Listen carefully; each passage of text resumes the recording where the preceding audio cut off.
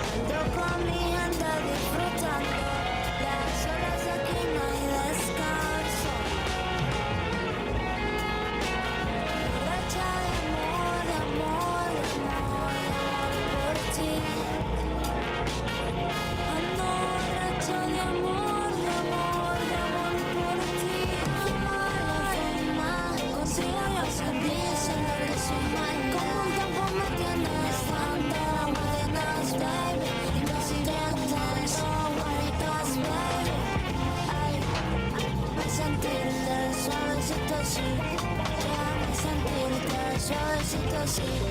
Pégate, pégate a un ladito de mí. Pégate, pégate a un ladito de mí. Every time I see me looking at you, the love alone me, you give me one. Every time when me looking at me, you look girl and no more than that. Till I love that girl, love I want to come off. But then you know the only beat of me and me up a kill. I love that girl, love I want to come off. But baby, you want the beat of me. Tú me tienes en altura, baby, tú me subes temperatura. Yo no quiero perderte, yo no quiero perderte. Déjame conocerte, contigo perreármelo.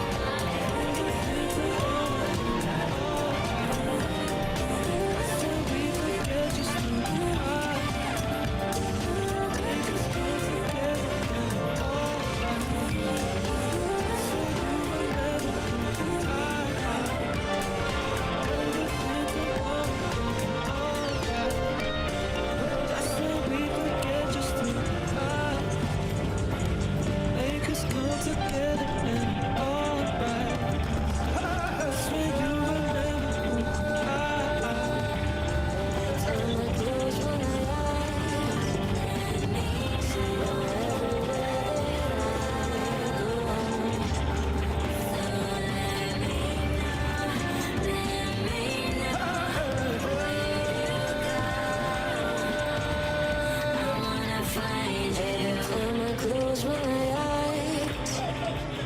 see you everywhere that I go.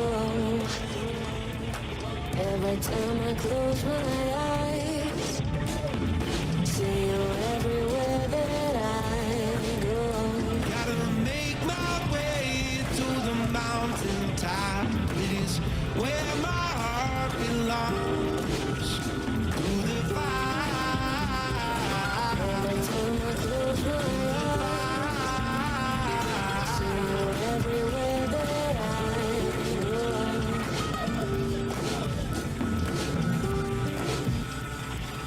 Gonna push a little harder, gotta make it right. Like a wet fart, lit for the very first time. Ooh, lit for the very first time. Oh yeah. Greetings, travelers of the astral plane. It is I, Peace Dawn, here with my cosmic soulmate, Saint Don Domenico. Hello, my love, and hello, listeners. We are here in Homo Freaking World, tuning in to our philosophizing online orator, narrator. And oh, what an episode it is! We're continuing our Miss Flatulent adventures in episode 4, Nature Calls. Oh yes, the day our indoor plumbing failed, and I had to sprint for my life. It was a moment of high drama, darling.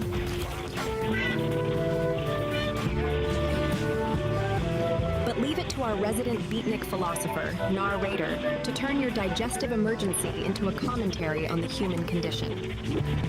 We listened to the rough cut earlier. Nar describes my low-end urgency not as a biological function, but as internal baseline of mortality thumping against the subwoofer of the soul. It's poetic, in a terrifying sort of way. And he had quite a lot to say about your unique ability. Lord, my rainbow fart power? Yes. When that preemptive rainbow puff escaped you in the yard, Nar doesn't call it gas. He calls it a chromatic rejection of societal norms. He implies that the squirrel I calmed down wasn't just relaxed, but had achieved nirvana through exposure to my effluvium. He interviewed the squirrel, St. John. He asked it if the rainbow cloud tasted like surrender. The man is absolute bonkers. He even narrates my run to the rickety outhouse like it's the flight of Icarus. He says, the cobwebs represent the entanglements of the past, clinging to the buttocks of the present. Deep. Prohibitively deep.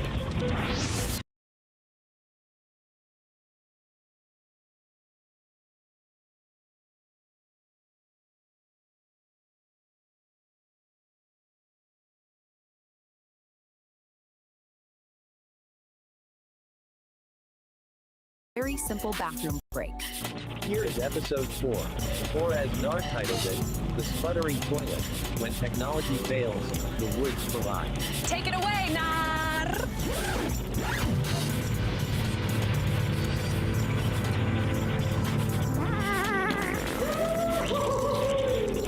Oh my God! Pull up a stool and dim the lights, Daddy-O. We're spinning the main groove tonight. Episode 4, Nature Calls. Back in the Sonic Sanctuary, deep in the sticks where the air smells like cedar and high-stakes plumbing. Now, lay your peepers on St. Don.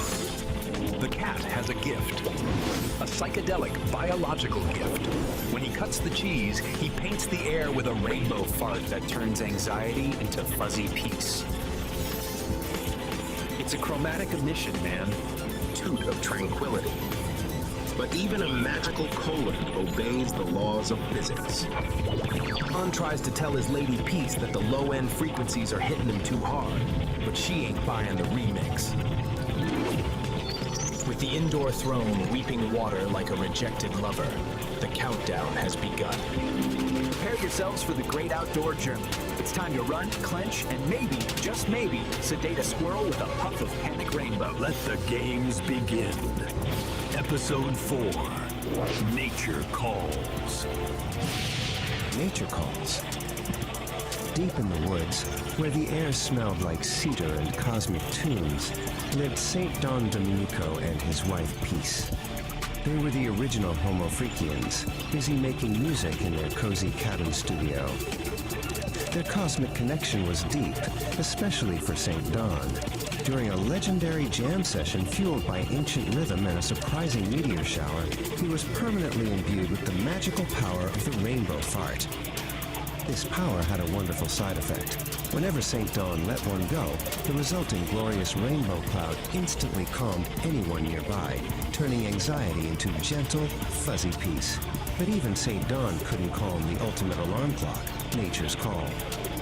"Hold on, Peace," St. Don whispered, clutching his stomach and frowning in concentration. "The bass frequencies in this new track, they're hitting me a little too hard. I think I need to adjust the low end urgently." Peace paused her mixing.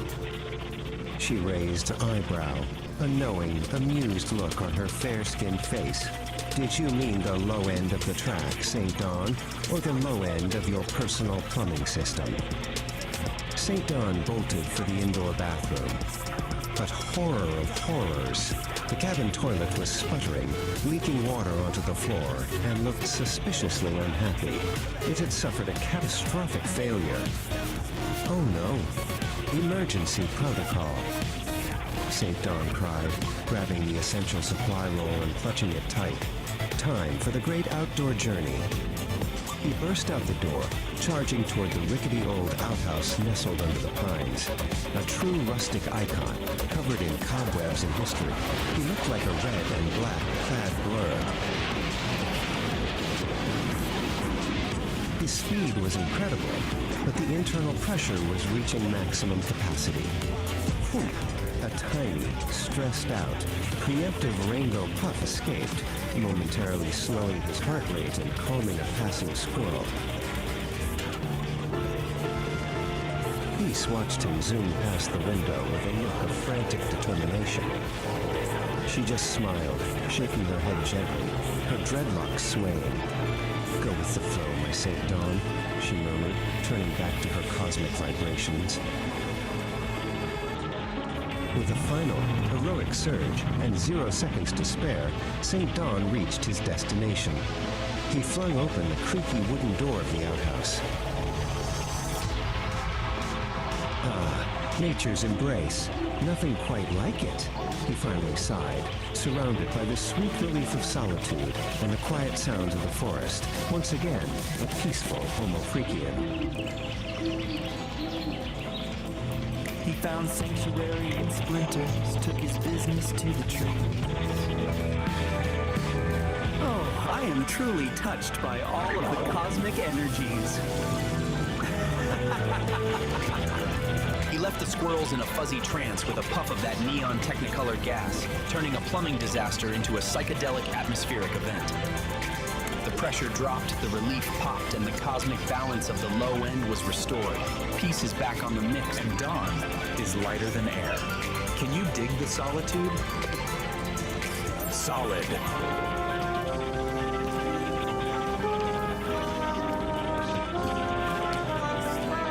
Now, flip the page and brace your olfactory senses, my furry ones.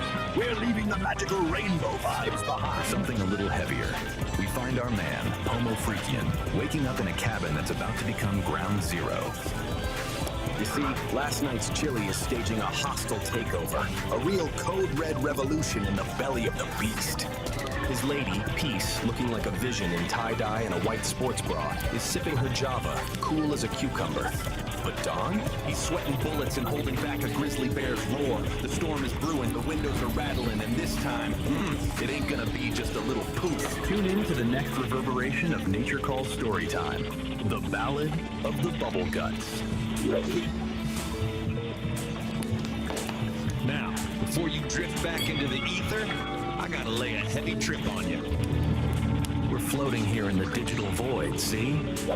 But even in the cosmos, you gotta pay the toll to the electric gatekeepers. I'm talking about the buttons, man. The holy trinity of the tube. Don't be a square, Daddy-O. Don't just sit there lurking in the shadows like a squirrel who just saw a green cloud. You gotta validate the vibe. First, that thumb. Stick it up, way up. Like you're hitchhiking to the astral plane. It tells the machine, hey, I dig this scene. It's a high five to the soul. Then, that subscribe rectangle. It's red, like the code-level chili catastrophe brewing in St. Don's gut. Smash it. Join the congregation of the Homo Freakians. Don't be a tourist in our reality. Buy the ticket, take the ride. And finally, the bell. The ding-dong. The chime of destiny. Ring it, cats and kittens. Ring it so hard it rattles the windows of the cabin. If you don't ring it, you're sleeping through the revolution. And you might miss the next time the rainbow farts. And nobody wants to miss the colors, man. Nobody. I didn't know what to do, I was so confused. Like a wet fart, it's a feeling I haven't used. I was used to the dry puffs, the gentle sighs, the kind of odor that just makes you...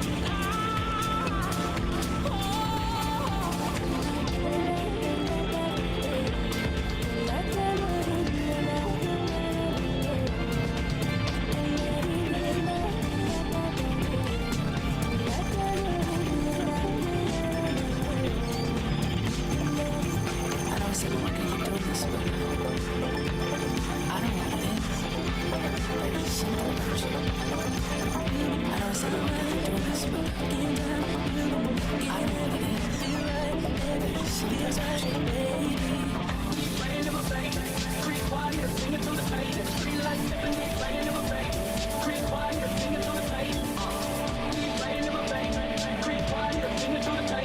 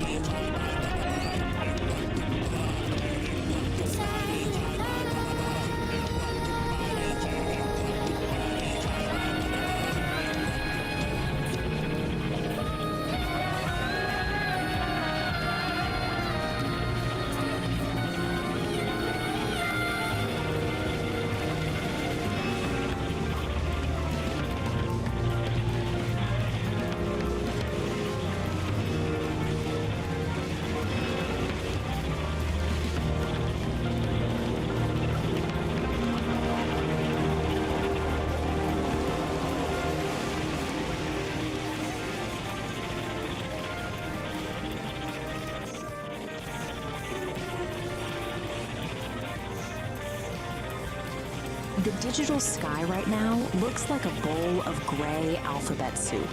Open any feed and your screen erupts with online gurus, spiritualists, and loud authorities, all aggressively competing to grab whatever fractured attention you have left. These figures are trying to sell you a spoon. This constant bombardment doesn't lead to enlightenment.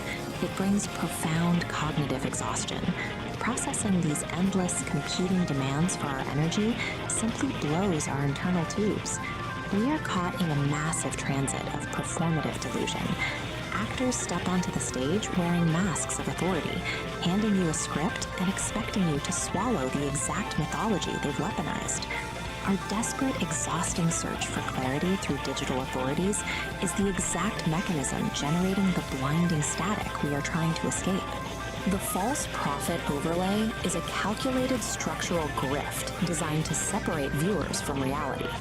Let's look at the actual architecture of how this works.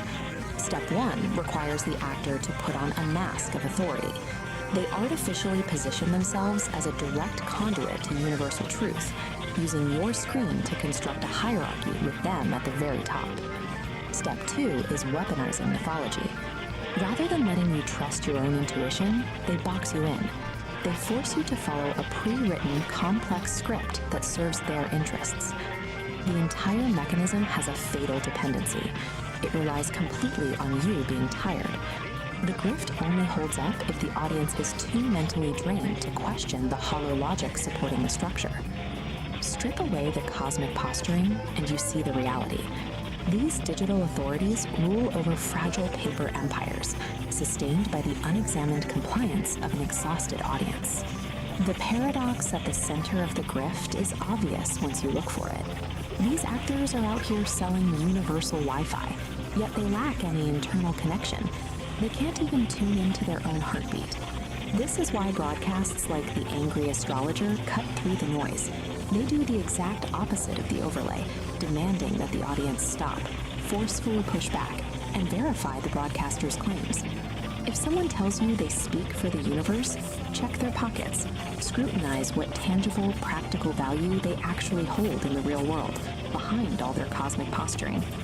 Absolute cosmic truth cannot be downloaded or purchased. If the math of their grand promises does not add up to tangible reality, you aren't receiving a profound transmission. You are receiving a false signal. The only true north right now is the dirt under your feet. This immediate, tangible interaction with the physical earth serves as the antidote to digital performative delusion. You break their script through mundane, physical action. Step outside. Check the water in the root trays. Feed the flock. Do the physical work required to hold your own gravity. A simple bus token in your pocket holds a utility that outlasts the temporary stardust offered by digital profits. The token actually gets you to a destination. We still navigate the digital metaverse, using likes, subscriptions, and digital bread to keep tubes warm. But we no longer have to surrender our gravity to the medium. We defend against the noise by cultivating truth in the silence of our own backyards. Resonance is found.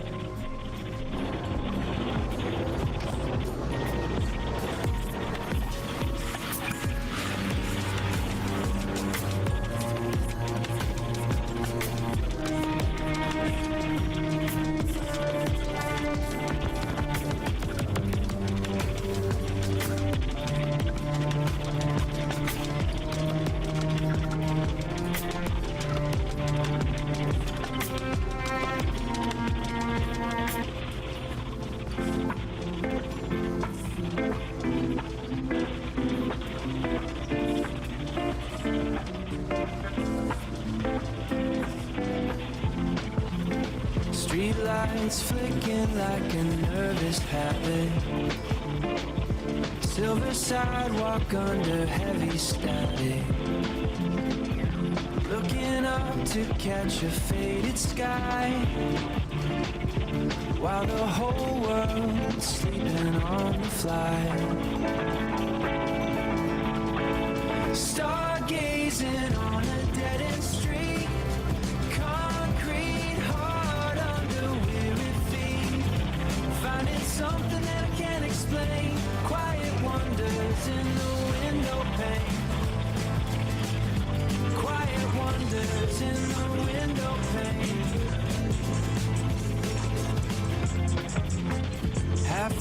sign for a coffee shop. Clock on the bank forgot how to stop. Faded billboards in a neon glow. Nowhere left that we really need to go. Now you're left to go. Stargazing on a dead-end street. Concrete hard under weary feet. Finding something that I can't explain. Quiet wonders in the window pane. Quiet wonders in the window pane.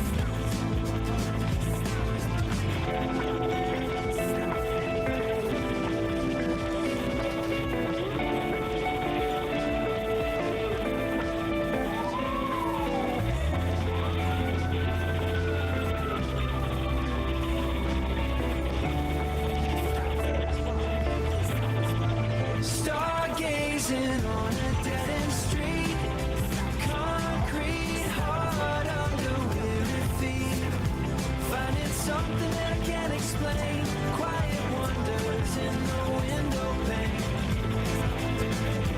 Quiet wonders in the window pane.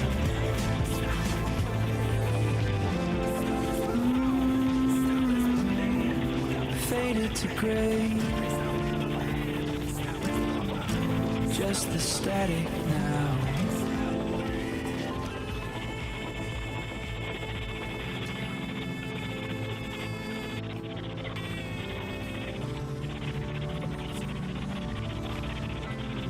Oh, to think of you and our love so new. Now I won't be blue.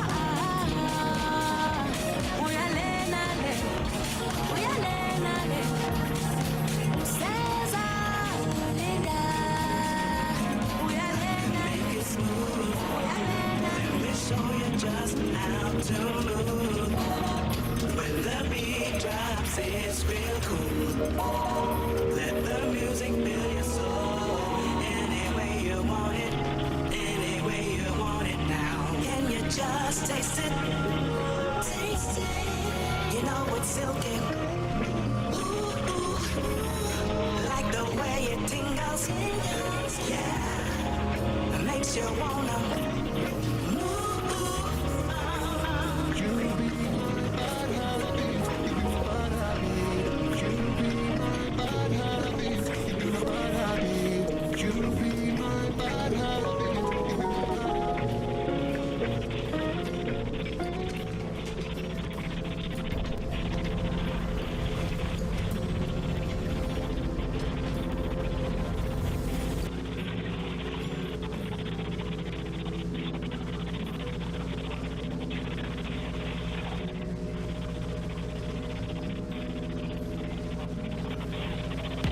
Hey there, and welcome back to the Beat Generation Revisited.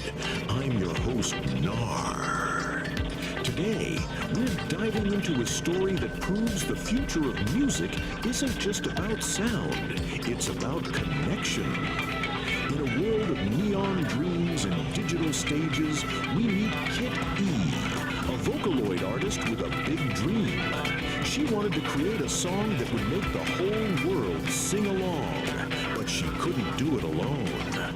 Join us as we follow Kit E on her journey through the metaverse to find the ultimate band, the Furry Muffins, and discover how a dream can become a reality with a little help from friends.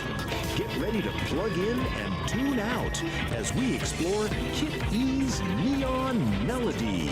Now Welcome back to the airwaves, you cosmic travelers. Grab a mug, whatever weird brew you're into, adjust your vibometer, and settle in. It's time for some story time, man. Now, before we get to the main event, let me just say, I'm feeling a profound sense of, well, of not dissonance. A harmonic resonance. That's right, it's time for you furry cats and kittens out there. And you too, my little cosmic tadpoles in the petri dish of existence. Tonight, we're not just spinning yarns. We're braiding them into the very fabric of the cosmos, one syllable at a time. It's time to light the mental incense, turn down the lights, and prepare to go on a trip that doesn't require a bus pass. This is Homo Freakian World Storytime, a place where the tales are as far out as the characters themselves, where reality is subjective. Where reality is subjective. And the truth is just a matter of perspective, man. Tonight, we're diving headfirst into a new kind of trip, a tale spun from the mind of our very own Mojito Cat.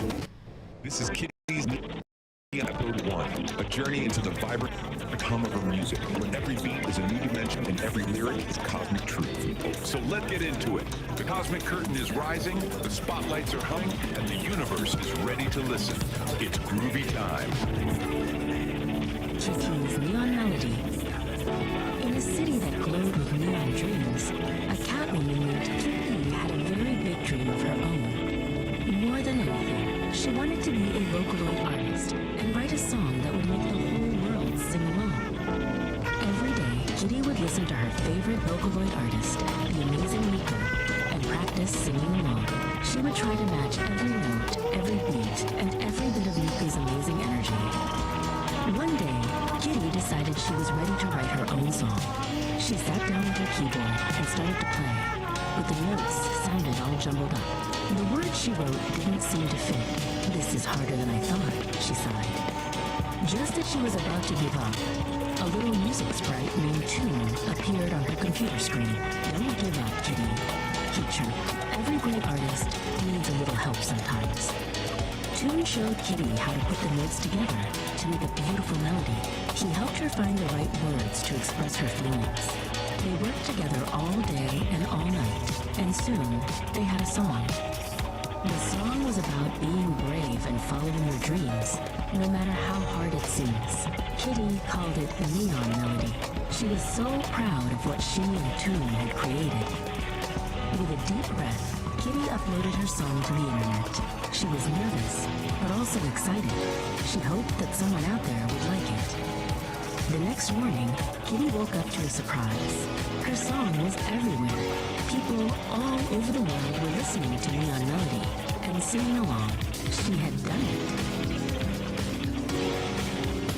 Kitty even got a message from her idol, Miku. Your song is amazing, Kitty, the message said. You have a real gift. Let's make a song together sometime.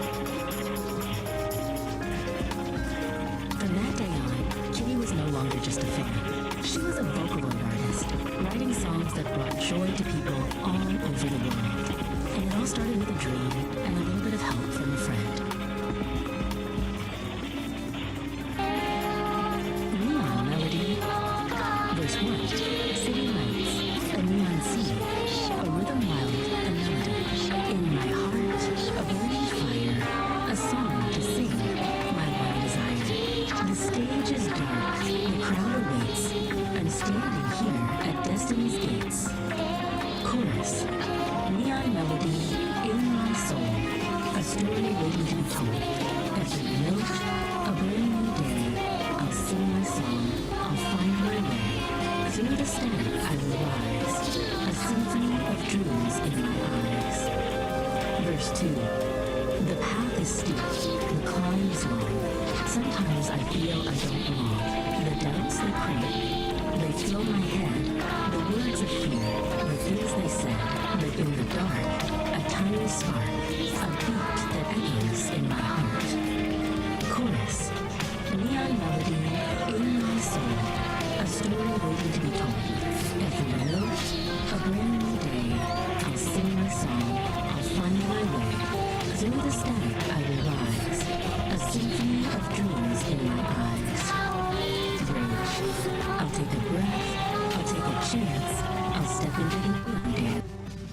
Voice is strong and clear, and conquer all your doubt and fear. This is my moment.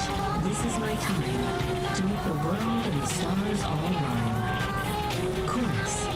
Neon melody in my soul. A story waiting to be told. Every note, a brand new day. I'll sing my song. I'll find my way. Through the static I will rise. A symphony of dreams in my eyes. Guitar solo. Chorus. Neon melody in my soul. A story waiting to be told. Every note, a brand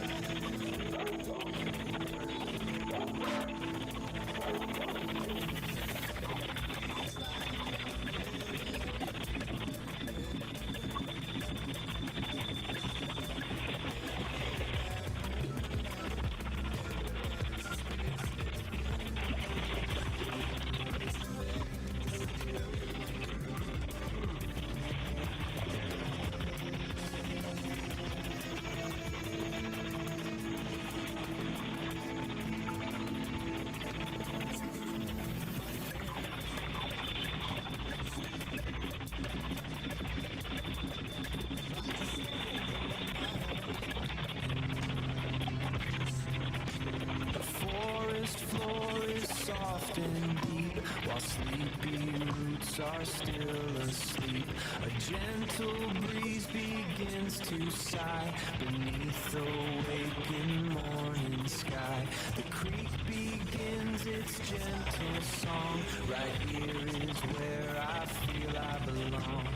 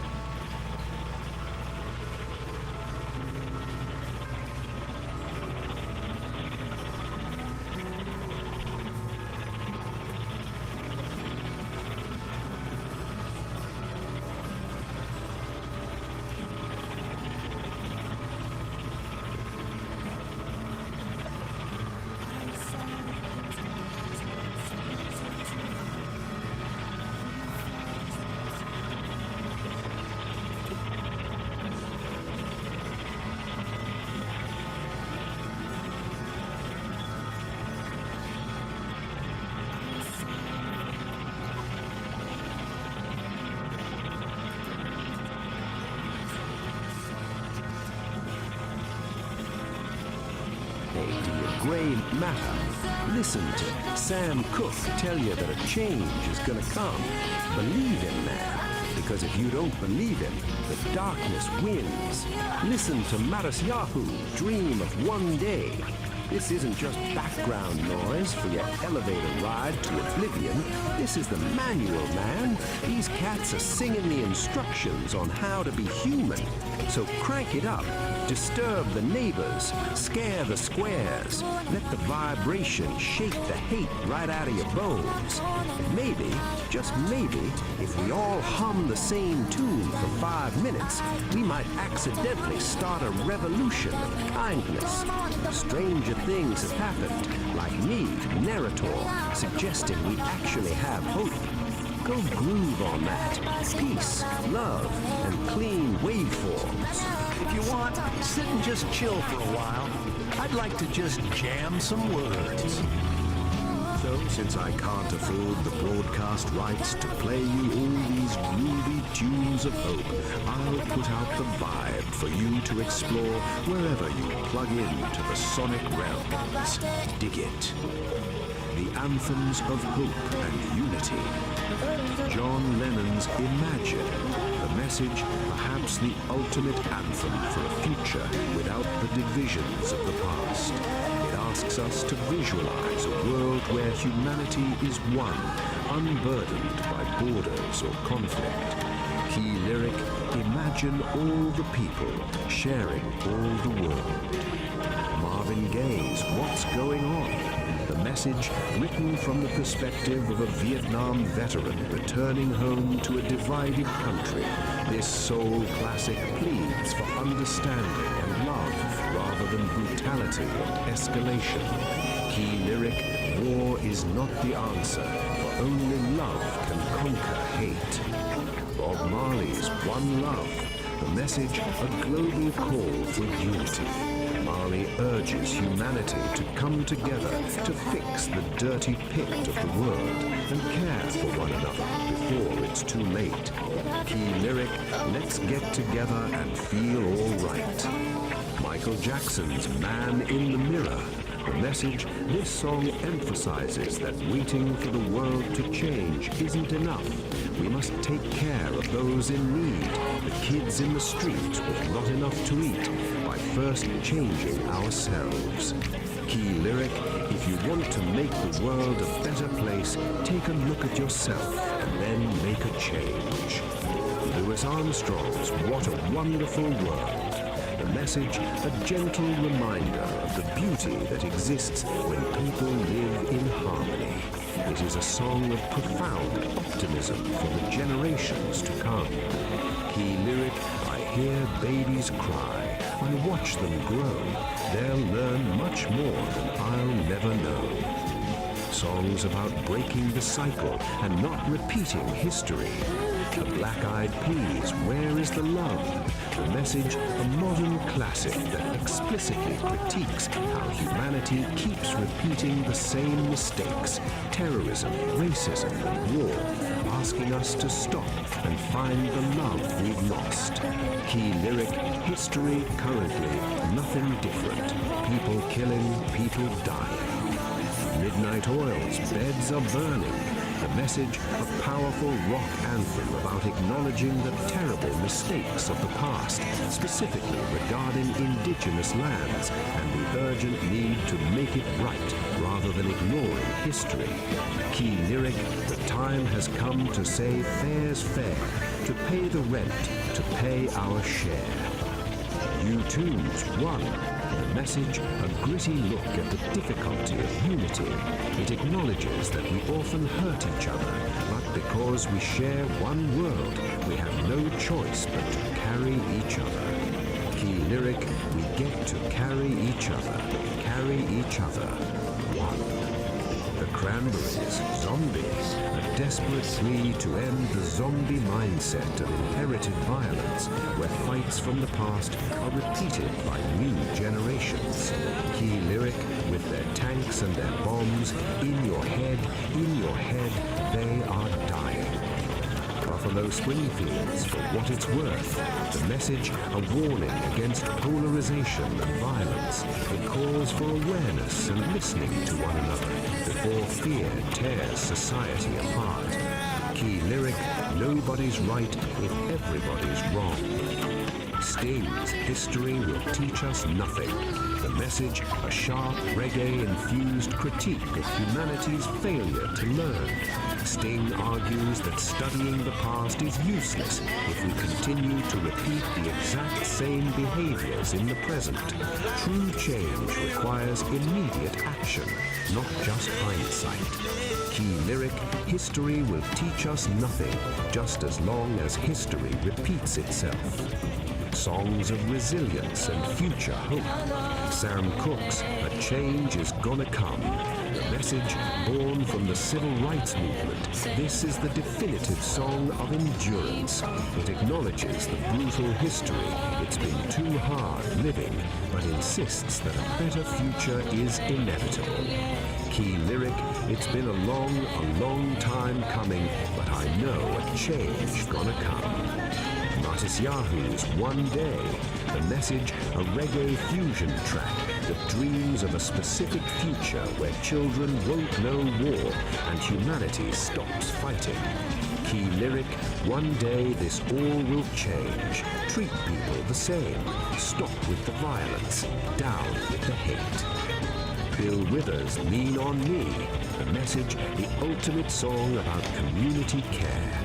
It reminds us that everyone has a past and everyone has pain, but the solution is leaning on one another. Key lyric, we all need somebody to lean on. Scorpions' Wind of Change, the message written as the Berlin Wall fell. This power ballad captures the specific moment when the terrible past ends and the future of freedom begins. Key lyric, the world is closing in. Did you ever think that we could be so close, like brothers? Andra Day's Rise Up, the message, a modern anthem of resilience. It speaks to the exhaustion of life, but the necessity of rising up for each other again and again. Key lyric, I'll rise up and I'll do it 1,000 times again. Songs for taking action. USA for Africa's We Are the World. The message, a massive collaboration that literally united the music world to tell us that we are responsible for saving our own lives by helping others. Key lyric, we are the ones who make a brighter day, so let's start giving. Cat Stevens, Yusuf's Peace Train. The message, a joyful call for everyone to jump on the train toward a better world, urging us to leave the darkness of the past behind. Key lyric, why must we go on hating? Why can't we live in bliss? Bill Withers, Waiting for the World to Change. The message acknowledges the frustration of a generation that sees the mistakes of the leaders. When they own the information, they can bend it all they want, but holds on to hope for their turn to fix it.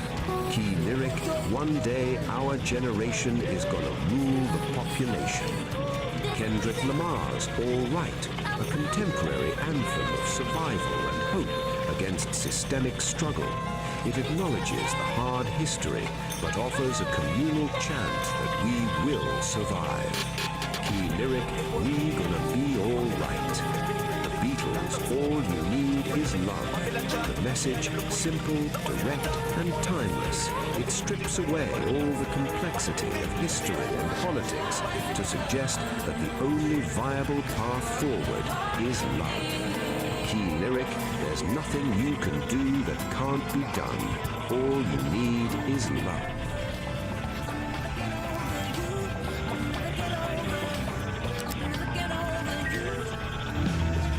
Was the Existential Dread Blues by the Panic Attackers. A little tune for all you sentient meat sacks wondering if the lights are about to go out for good. Man, I put the signal out. I broadcast it on every frequency from AM radio to telepathic mushroom spores. I asked the universe, the aliens, the AI overlords. Hey, is anybody listening? Can we get a software update for humanity before we accidentally delete ourselves? But the cosmos is silent, cats. Just static and the sound of billionaires measuring their rockets. Maybe the void just left me on read. The void didn't ghost you, Nar. It just had to buffer. Kitty, you nearly made me scratch my vintage pressing of whale songs for insomniacs. What's the word from the street? Or The litter box. The word is harmony. They heard you, Nar. The entities. They're uploading a patch. They call it The Harmony Protocol. The Harmony Protocol? Sounds like a progressive rock album from 1974. But I dig it. What's the plan? Do we get jetpacks? Infinite pizza? Does it finally auto-tune the politicians? Better. It aligns the algorithm of nature with the algorithm of money. It's a full system reboot. The conductor is ready to drop the beat. But there is a prerequisite, a user agreement clause. There's always a catch, baby. What do we have to do? Sacrifice a goat? Delete our browser history? Simpler and much harder. To install the update, humanity has to do one thing. They have to reach back, grab hold firmly with both hands, and remove the proverbial ego stick out of their butts. Whoa, that is a deep extraction, Kitty. That stick has been lodged in there since the Bronze Age. It's calcified. It's load-bearing structure at this point. If they don't pull it out, they can't dance to the new rhythm, Nar. The Harmony Protocol requires flexibility, and you can't be flexible with a stick of self-importance jammed up your exhaust pipe. We have to work together. No more me, just we. A collective extraction of the ego, followed by a global sigh of relief. I can dig it. All right, listeners, this is Nar bringing you breaking news from the Galactic Wire. The help is coming, the download is pending. But first, everyone stand up, reach back, and prepare for a little spiritual surgery. It's gonna hurt your pride, but baby, it's gonna save your soul. Let's get weird, let's get harmonious. That, fellow travelers, is the cosmic conundrum for this spin around the sun. You've dug the scene, you've interviewed your brains, and hopefully you've left the static of the square world back at the station. Oh, if you know your groceries, and I trust you do, you beautiful illuminated cats, you know the ritual. To keep this whole mellow vibe flowing, you gotta give the digital junk box a little nudge. Oh, go ahead. Like what you heard, subscribe to the flow, and yeah, go ahead and ring the bell, man, so you never miss another beat when we drop a new transmission. You gotta tickle the algorithm, kittens. Give it a little scratch behind the ear. It's the only way these modern machines know that the true, original groove is still everything plus. Until next time, this is Narrator, telling you to keep your hands above the Mason-Dixon line, keep your mind wide open, and for the love of Charlie Parker, find yourself a quiet corner and just breathe. Peace and all that jazz. Never be Smarty. I was never yours, and I will never be. This by no means is the list. There are so many groovy cats and kittens spinning frequencies of love and hope. Just in case this was all too much for your encephalon, I dig it. You have to tune in to the ones that resonate in your soul. I personally was absorbed into the Grateful Dead. Everything trips back to the ancient masters. So if there is one album to ease the bad vibes, spin the Grateful Dead's American Beauty. It will enlighten your mood. This is Narrator, far out and far in man.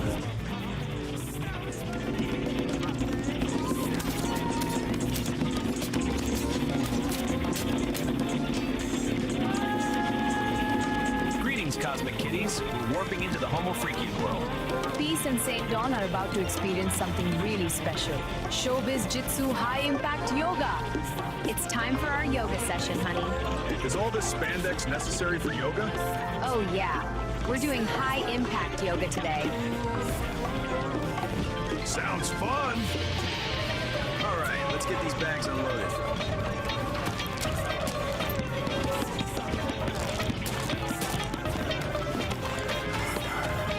Dojo yearns for the rhythm of the new age, a synthesis of spirit and sound. It's a yoga studio now, and your impromptu concert is holding up traffic.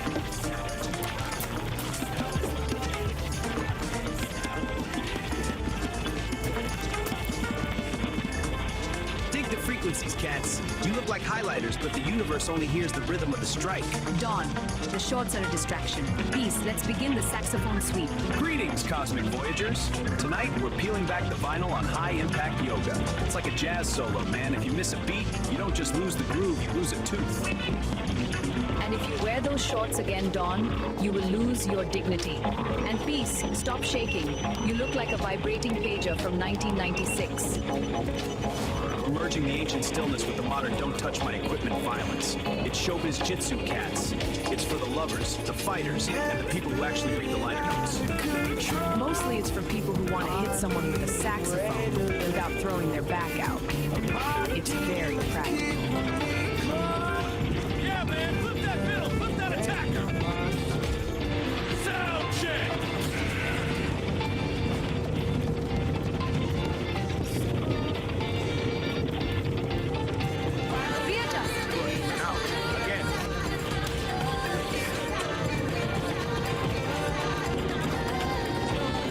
Not quite. Focus, darling. And again.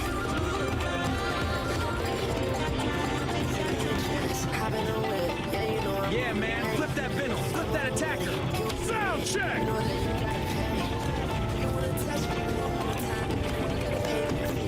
Yeah, man, flip that middle, flip that attacker. Sound check.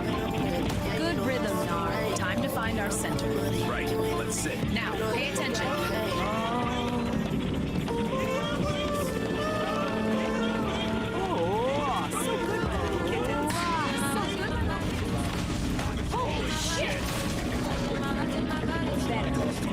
Again.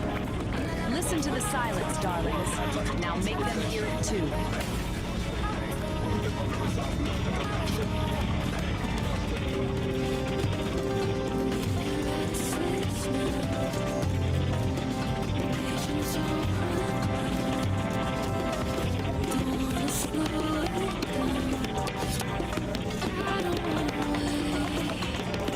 The rhythm is the weapon, the silence is the kill.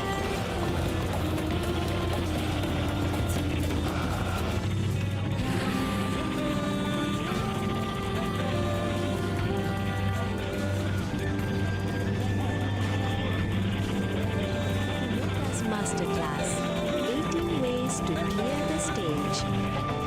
Number 1. Taijutsu. That's Taijutsu.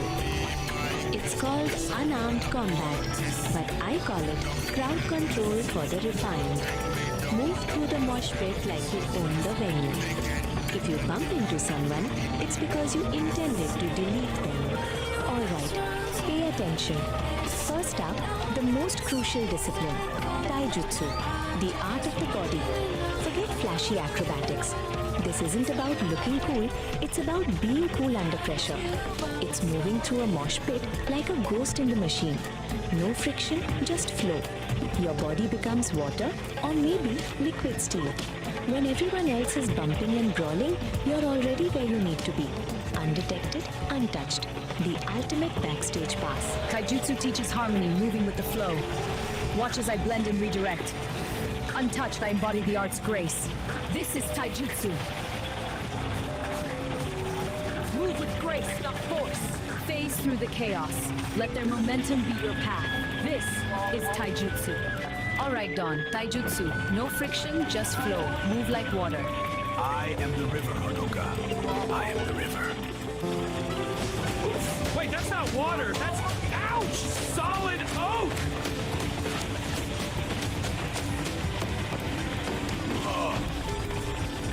The river appears to have hit a dam.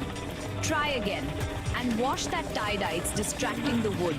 I think I broke my flow. Peace. Show him how it's done. No friction. Become the ghost. I'm already gone, Hanukkah.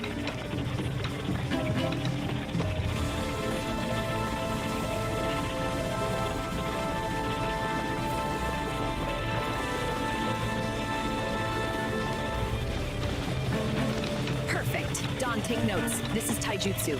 You were a boulder. She was the wind.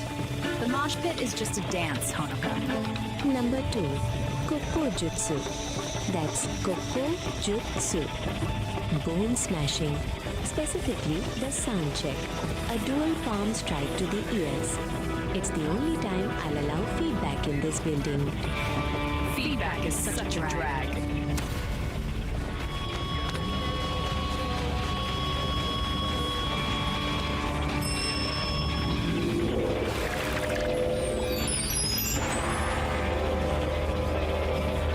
Your turn, St. Don, and don't forget to use your badass catchphrases.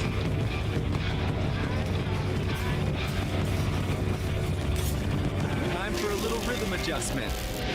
Bam! Bam! Feel the beat. Turn it up.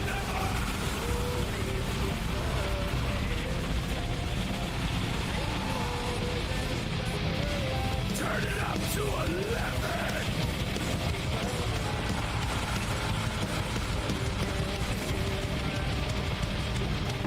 Number 3. Kusari Kama Jutsu. That's Kusari Kama Jutsu. Cable management. Use a Kevlar XLR cord. If an attacker gets too close, wrap them up like a messy coil of wires and leave them in the equipment truck.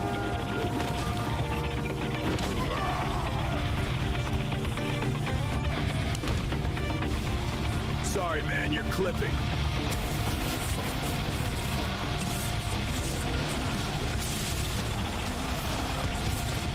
Number 4. Sojutsu. That's Sojutsu. The mic stand spear. Most singers just lean on it. We use it to perforate egos. Pointy end toward the critic, darlings. I believe you're out of your range.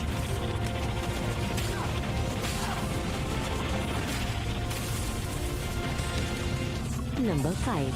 Kayaku Jutsu. That's Kaya Yaku Jutsu. Pyrotechnics. If you can't win the fight, just trigger the stage.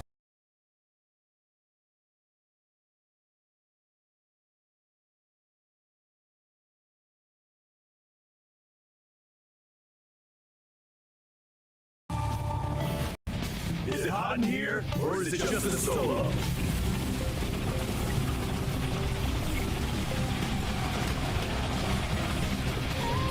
Number 6. Metsubushi. That's Metsubushi. Blinding. I prefer reflecting a 5,000 watt spotlight of a sequin dress. If they can't see you, they can't ask for an encore.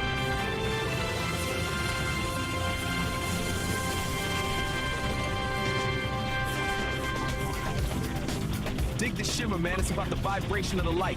Beat a disco ball. Just spin, Dawn. If you can't outfight them, give them permanent retinal damage. I'm about to go supernova, babies!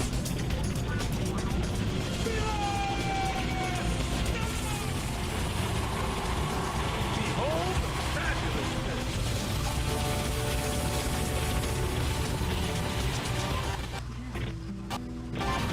Technically, he blinded himself first. Effective in a sad sort of way.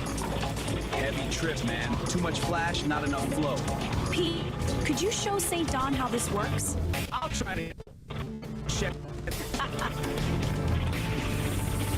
Eyes on the headliner, please.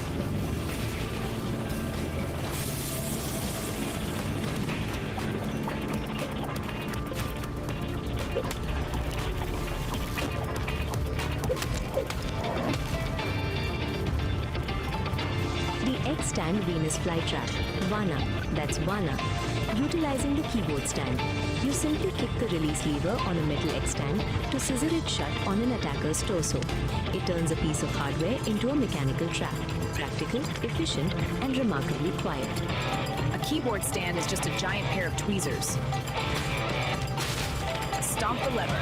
If they're lucky, they just lose a rib. If they're not, well, I hope they weren't planning on having kids. Sorry, we're closed for sound check.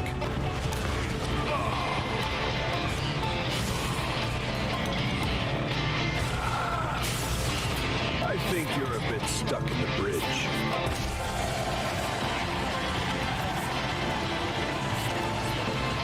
Number 7. In-tone jutsu.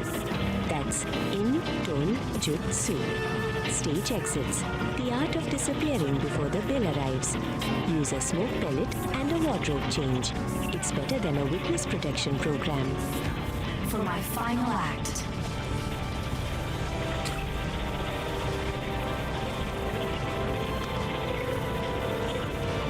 Number 8. Hojo Jutsu. That's Hojo Jutsu. Cord binding, specifically the low-end floss. Use a bass strap to tie them up. It's fun, stylish, and keeps them from touching the instruments. Instrumental Warfare, the Furry Muffin Setlist. The Power Chord Lariat, Nage Nava. That's Nage Nava. For the guitarists who think they're rock stars. You unhook your leather strap midriff and lasso the attacker's neck or legs. It's perfect for clearing the front rope without missing a beat. Aesthetics matter, darlings. Most guitarists use straps to save their backs. We use them to break necks. Unhook mid-solo. It's like a leash for people who don't know their place. Stay in the pocket, big guy.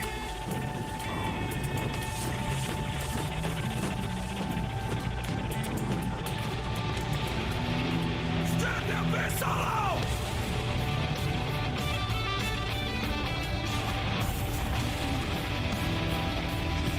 Number 9. Naginata Jutsu. That's Naginata Jutsu. The saxophone sweep. It's a heavy brass hook. Use it to snag an ankle and remind them that jazz is dangerous. The saxophone sweep. Soji. That's Soji. For the Put a saxophone around Nugget's ankle to report them directly to the floor. It's a graceful sweep that proves wind instruments aren't just for show. The saxophone is a heavy brass hook. Use the bell to repot your attacker. Sweep the ankle, drop them to the floor, and keep the melody going. Gravity is the best rhythm section.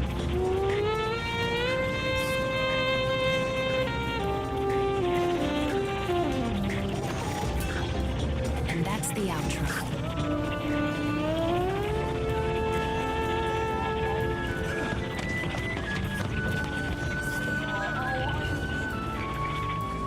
Number 10.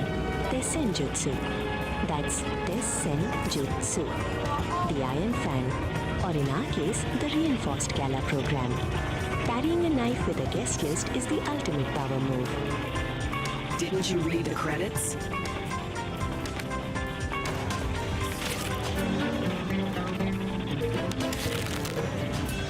Didn't you read the credits?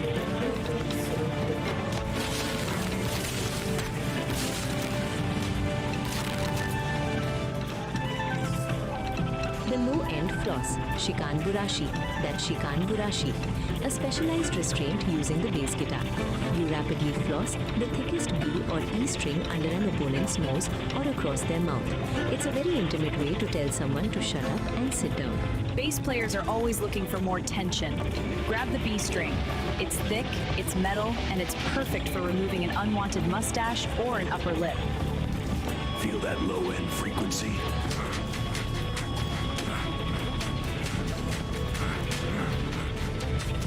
Number 11. Bojutsu. That's Bojutsu. The cymbal sandwich. Clapping 2 crash cymbals over their ears. It's loud, it's brassy, and it's remarkably effective at ending conversations. The cymbal sandwich. Awase Shimbaru. That's Awase Shimbaru, the percussionist's favorite. You smash 2 heavy crash cymbals directly onto both sides of an attacker's head. It provides instant disorientation and a ringing in their ears that will outlast the tour. The audience wants a big finish? Give them a headache they can feel in their teeth. Smash both sides of the head. It's like a clap, but for people you never want to hear from again. Feel your badass catchphrases. Work them out. They instill a mystical energy into your techniques.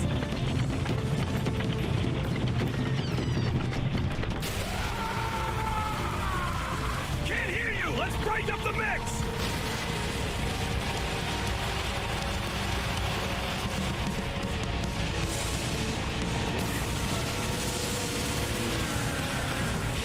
How's that for a crash course?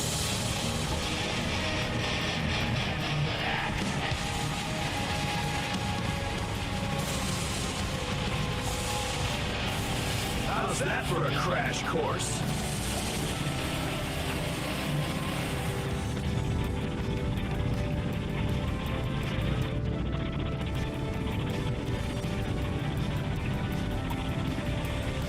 Number 12, Shuriken Jutsu. That's Shuriken Jutsu. Throwing stars. We use gold-foiled backstage passes. Aim for the throat. It's the only way to ensure they don't try to get into the VIP lounge. No photos without a permit, please.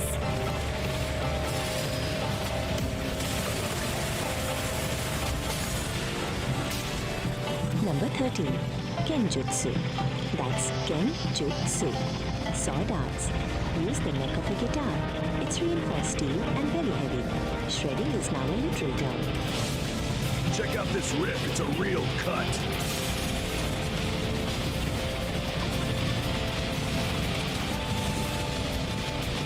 Number 14, Kyujutsu. That's Kyujutsu. Archery. The t-shirt cannon. It's pneumatic, it's long range, and being hit with a rolled up XXL to a shirt feels like a brick of cotton. Aim for the solar plexus. Complimentary merchandise. Cash.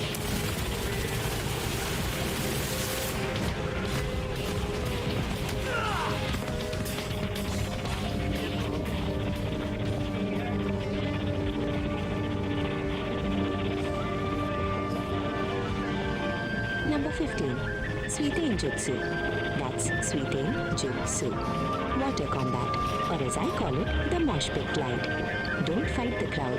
Use their momentum to drown your enemies. I'm just going with the flow. Too slow.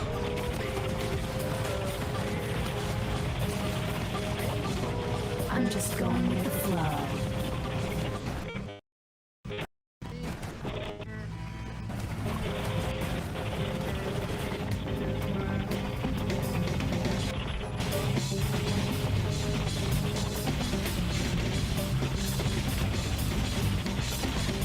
Number 16, Bisento Jutsu. That's Bisento Jutsu. The heavy halberd, a 5-string bass with a bladed headstock. One swing and the rhythm section becomes a demolition crew. Drop the bass and your weapons.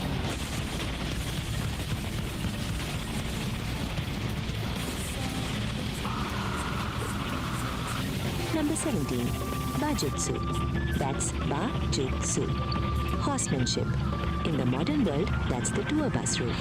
If you can fight while standing on a moving diesel engine, you might be ready for my advanced class. The road is a long solo, and I'm taking the lead!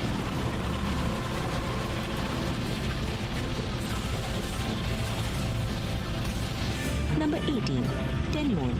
That's Tenmoon. Meteorology. Atmospheric stagecraft. Use the fog machines and laser grids to turn the air itself into a weapon.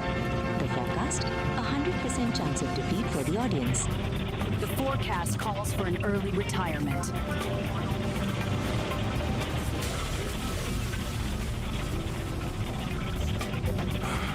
Man, that was hardcore yoga. I don't remember the meditation. You are deep in a transcendental state, Don. Deep like a B-side, brother. Peace out.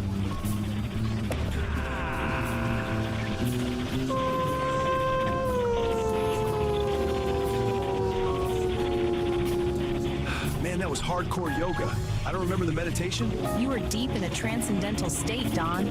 Deep like a B-side, brother. Peace out. The 18 disciplines. The Soul Sonic set list. Number 1, Taijutsu. The art of the body man. Moving through a mosh pit like a ghost in the machine. No friction, just flow. Let's rock this stage! Feel the beat! The mosh pit is just a dance.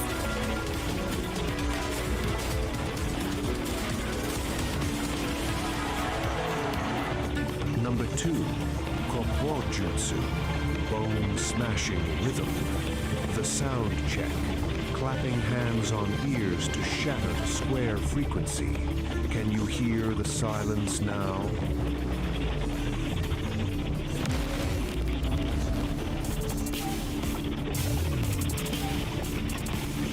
Can you hear the rumble?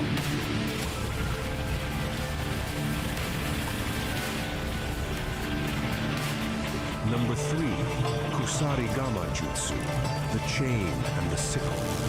Cable management, with that XLR cord like a neon snake. Catch 'em in the mix. Feel the neon pulse, raining down the sound. Wired for the fight. Sparks fly tonight. Neon rock eternal. Locked in the mix. Locked in the mix.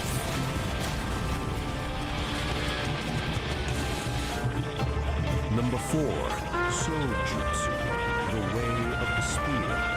The mic stand spear. Reach out and touch someone with a chrome-plated point. Total projection.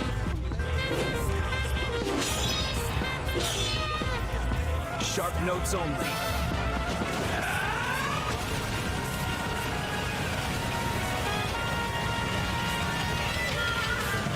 Number 5, Kayaku Jutsu, fire and brimstone.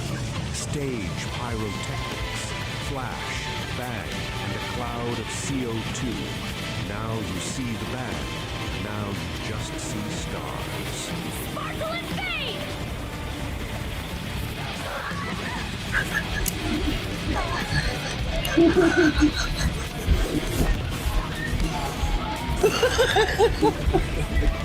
The funny thing is, every one of these is unique because it's never come together in that combination again, probably. Catch a spotlight on a rhinestone and burn your image into their retinas. Pure charisma. Watch the visuals.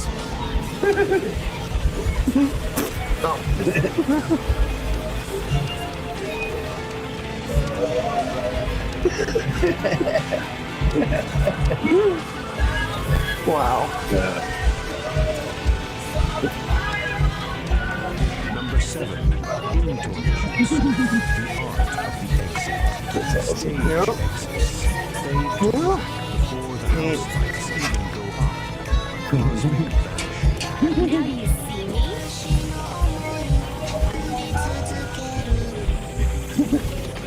Now you see me.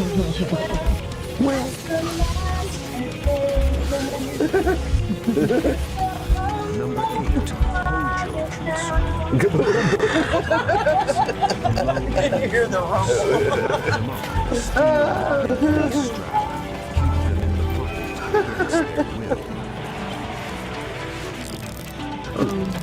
Stay in tune, friend.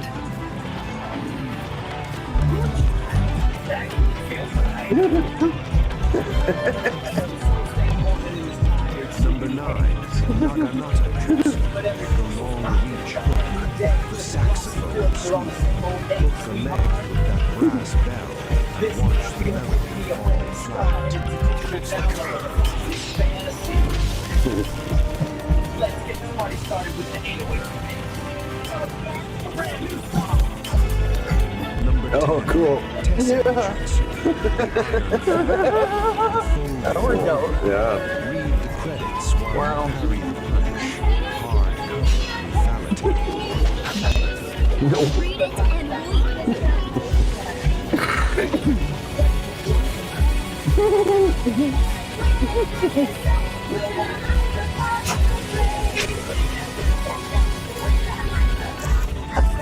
Number 11, Bojutsu, the long staff, the symbol sandwich, 2 brass crash symbols, 1 peg in the middle. That's a heavy metal headache.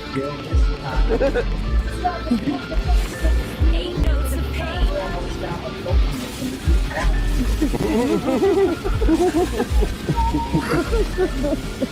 The audience wants to be finished. Give them a headache they can feel in their teeth. Smash both sides of the head.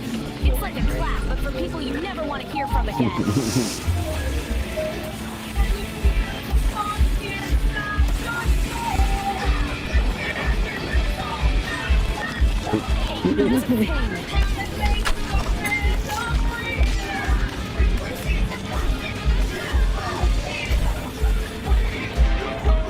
Number 12, Shuriken Jutsu, the hidden scheme. Awesome. Nice. Flicking gold foil at stage passes like razor-sharp invitations to the floor. Number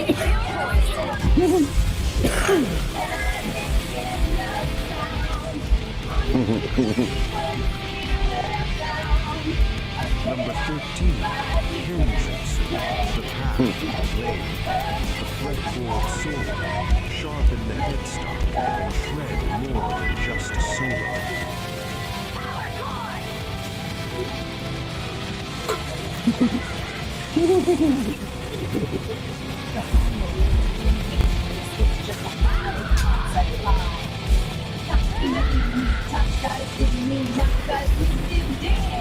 Rainy night, neon glow. Feel the rhythm, the drum strings, break the chains. This storm can rise again. Make a rock,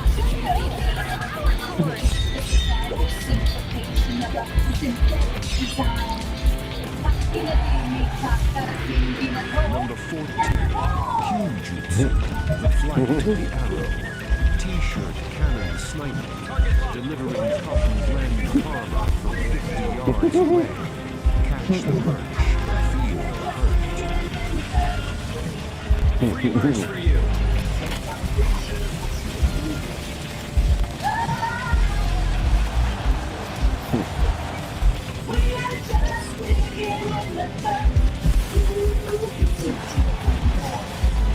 How's that for a wet t-shirt contest?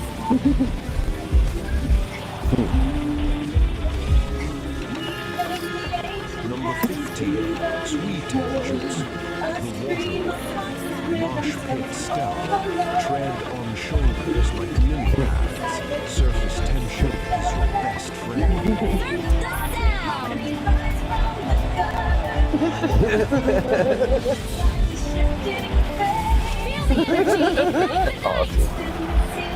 Together we fly under these lights. This is getting The beat goes on forever strong. Number 16, Descent to the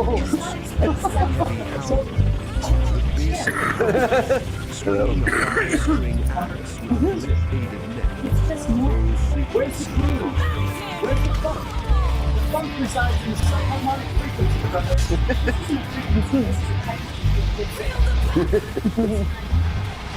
Just be present in the afterbeats. Number 17, Barges, the Iron Steel, tour bus compact, riding the roof of a moving diesel beast. The highway is your dojo.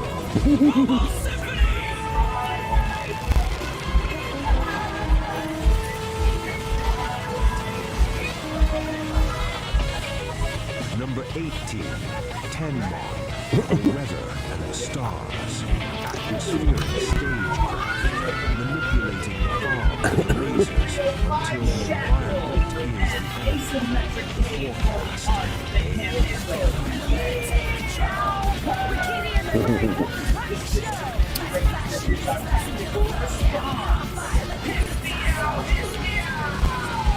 You wanted a jingle? You get a manifesto. A 306 for the freaks. Let's go!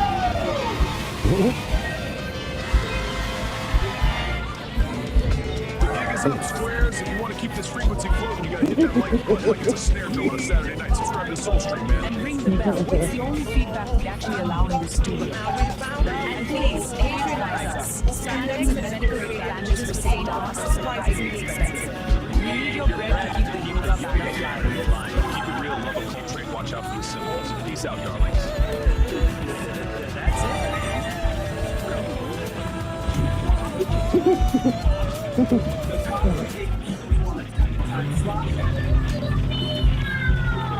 The forest floor is soft and deep, while sleepy roots are still asleep.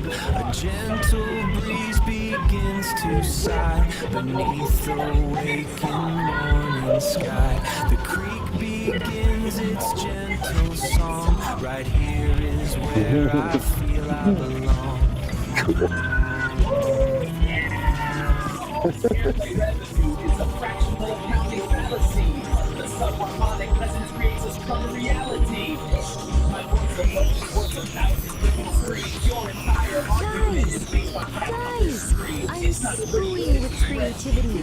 Let's finish our album. Detritus of metagalactic space.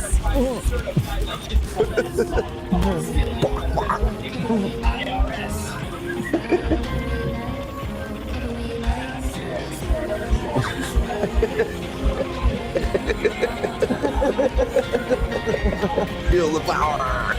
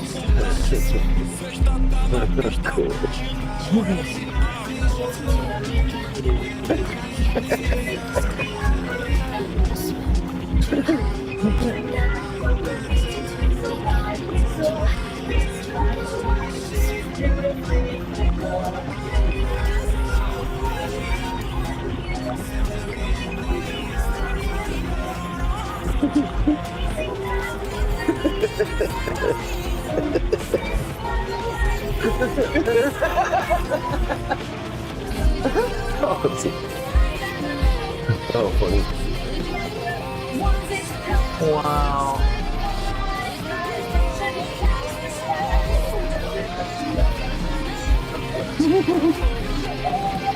Wow. Oh, cool.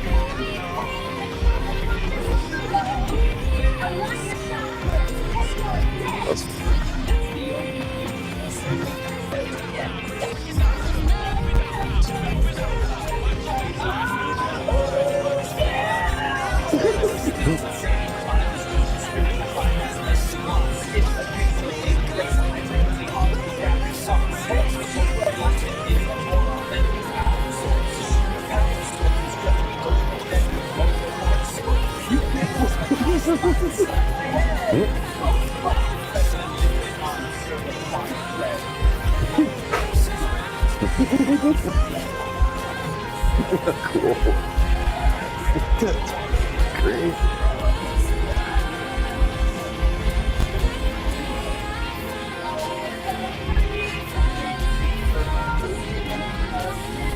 Awesome. That's cool. Yeah.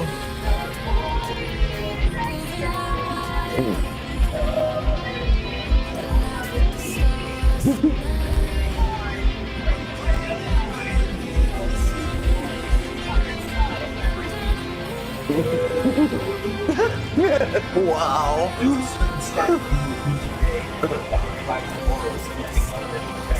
No, maybe our resonance is out of phase, feeling that energy in these waves. Our vibrational space feels a little tight, just holding this crystal under morning light. It's weird, just recharge and align, and let our frequencies harmonious shine. Awesome. We recharged. Yeah. Let's get furry with Kitty and the Furry Muffins. Meow. Love it because they're playing in the background. Gonna push a little Wow. Awesome. for the very first time. Well, someone forgot to stop that.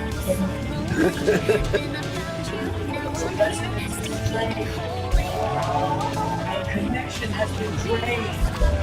I'm sharing from my deepest truth. And I just don't feel you're holding space. I hear. It's a vulnerability I'm facing. I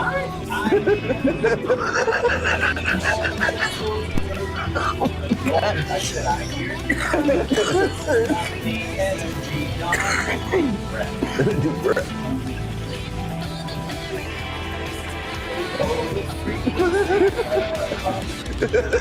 Smart.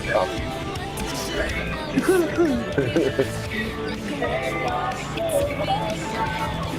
never noticed she was holding her tail as the microphone before.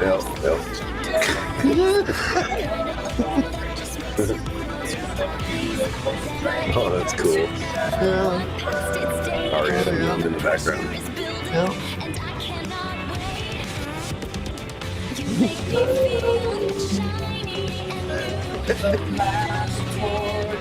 Jeez.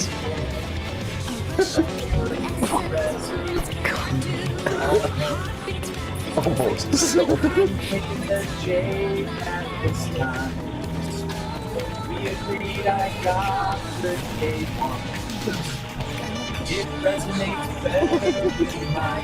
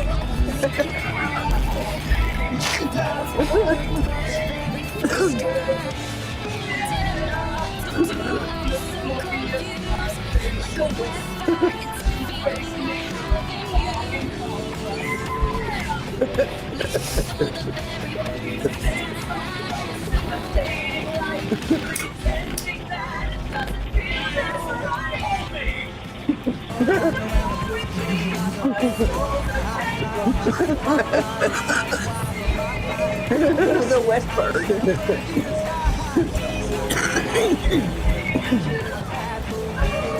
Wow. What? That's awesome.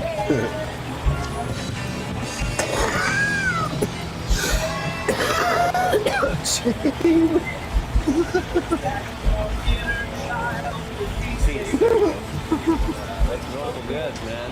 Wow. How you doing tonight?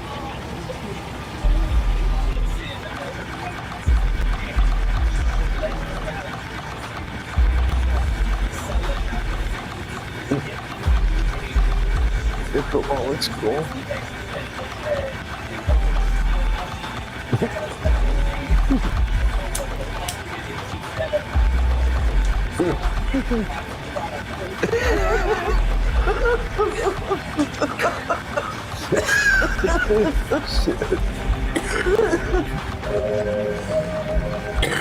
Oh my god.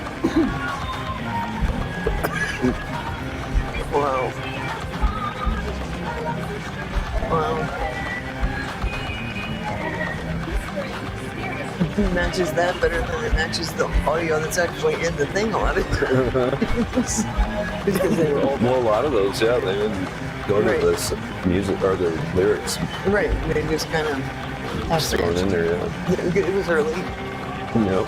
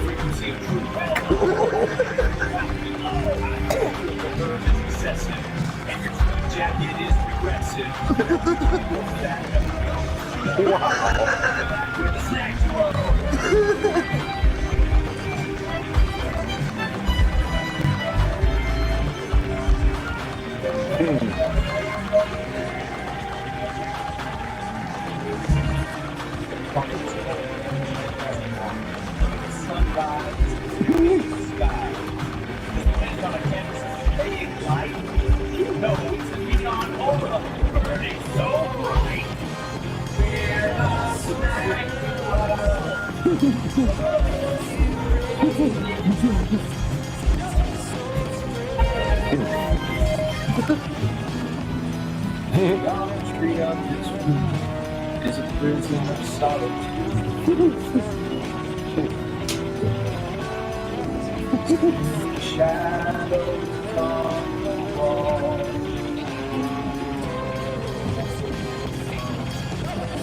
Waiting for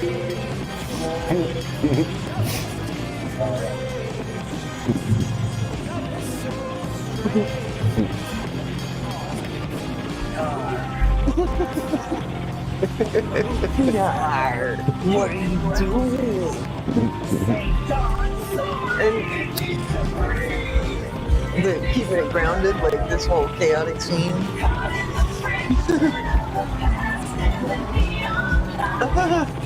That's awesome. Awesome. Holy shit. Those backgrounds go to everything. Yeah. That's so awesome.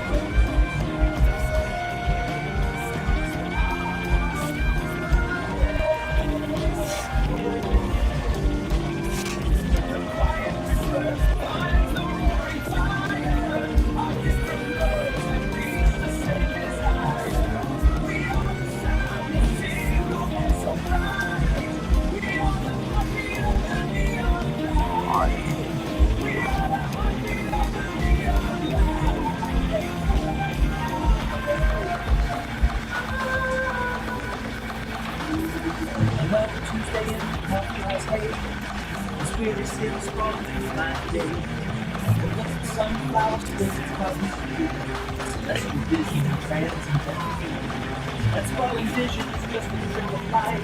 Existential cynicism always denied. We lost the frequency that we can't find. A higher pitch to harmonize the mind.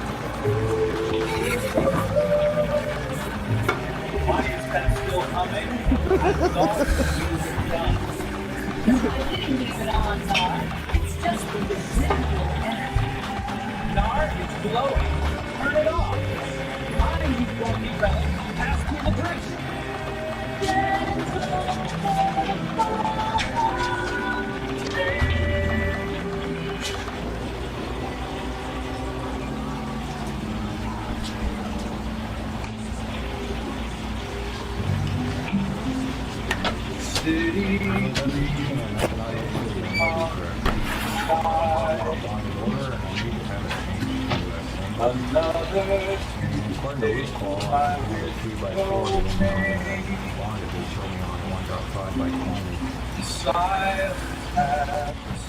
Well, I think the addresses aren't matching up with the cable length here. It is your 13.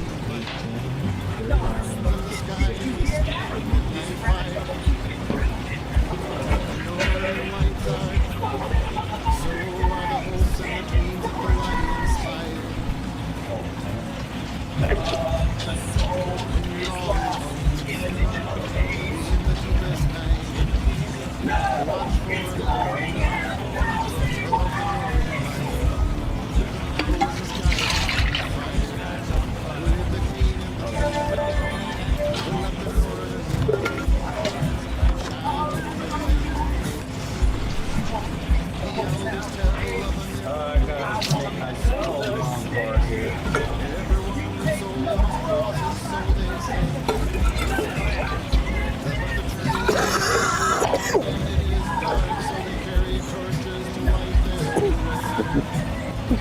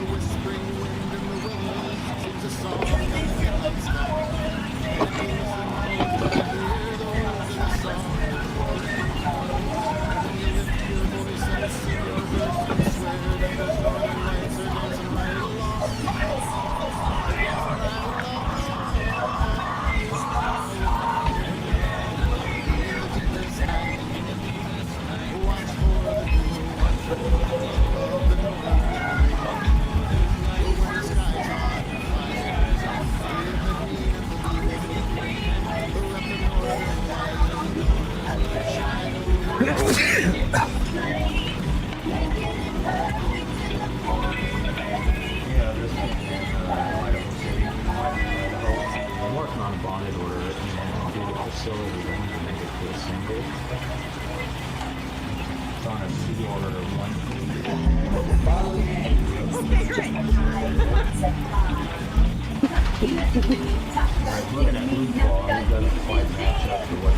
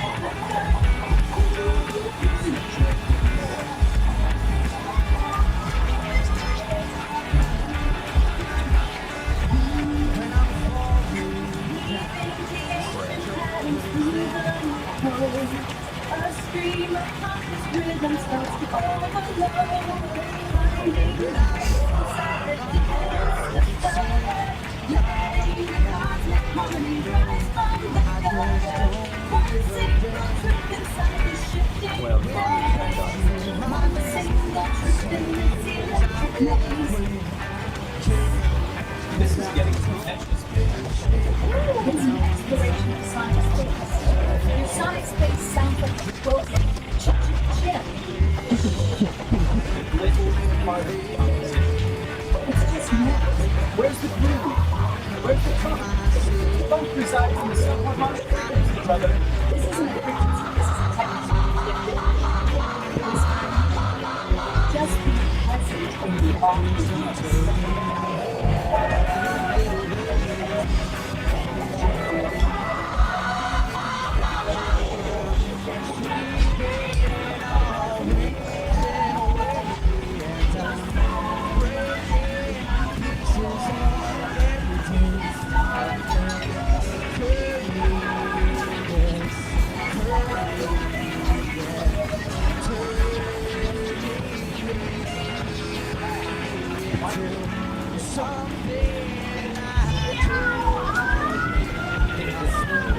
The 305 shackle and an asymmetric page for the art they can't handle. This disintegration is our possible response. Kiss me out, kiss me out.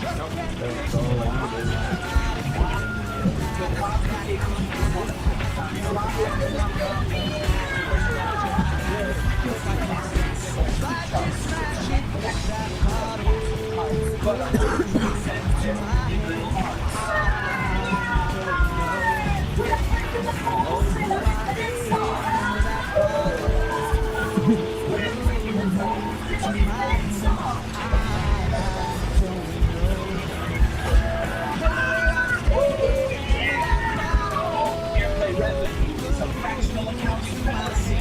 The subharmonic business creates a strong reality. Contracts arose from 1,000 different streams. Your entire argument is based on capitalist greed. It's not greed, it's a spreadsheet with exponential. Can't quantify the lies inside my head. This entire enterprise is a certified unbelievable mess. Still expect them to IRS.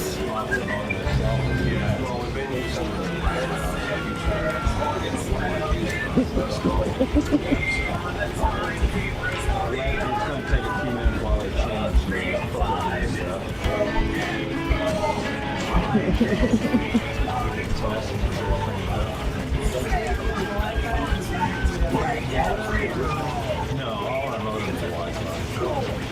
Just that some people have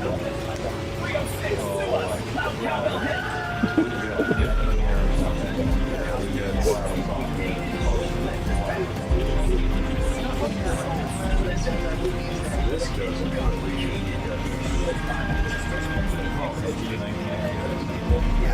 all it is about.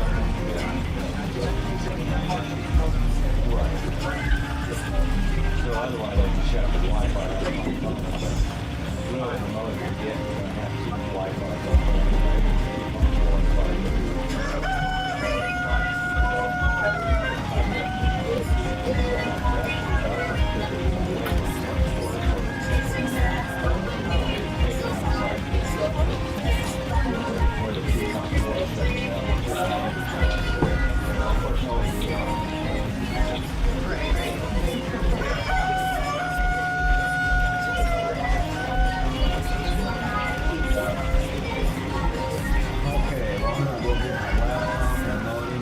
We have 3 black ones in here. We have, oops, 3 black ones.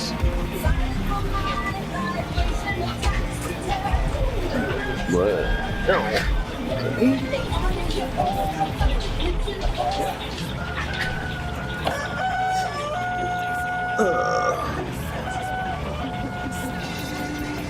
We have 2 black ones that go up in your room. Yeah, those actually are, I think, the HDMI cables. Both of them? Yeah, blue and yellow are I thought. But I have 2 black ones in here.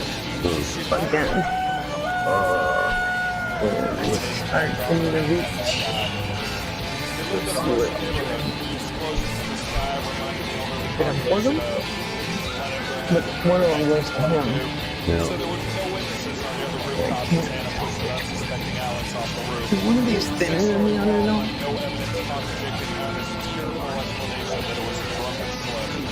It's his. That's this one? Yep, that's his. Okay. And so this one is... I believe. DVR. Color it for DVR. What? Is it big or not? No, it's got a red one. I think it goes to, oh, we don't have a DVR. TV. Goes to the TV. The black one? If you Okay. So that'd be this other black one? Mm-hmm. Should be, yeah.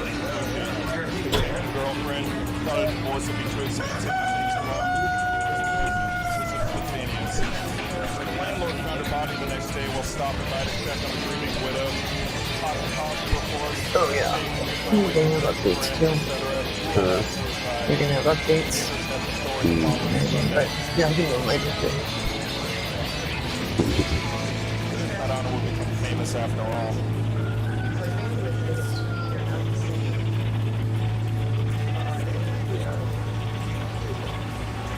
bandwidth is really how much room you have. Yeah. But when you're at the speed, Since the speed's faster, more can get through. I'm assuming that's where it affects how it affects me. Ken would probably know. Oh, it's just the speed and the bandwidth are not the same, but at the higher speed allows you to get more through on your bandwidth. Is that my understanding right? The more bandwidth you got, the more things you can do. So like each time you open a window, it takes that much more bandwidth, more devices. You know, so if you're maxed out,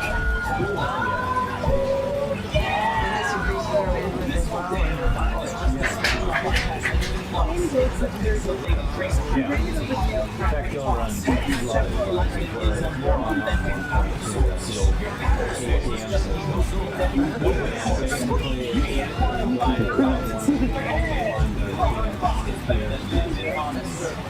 Yeah, but that was the first one that came out with this ATM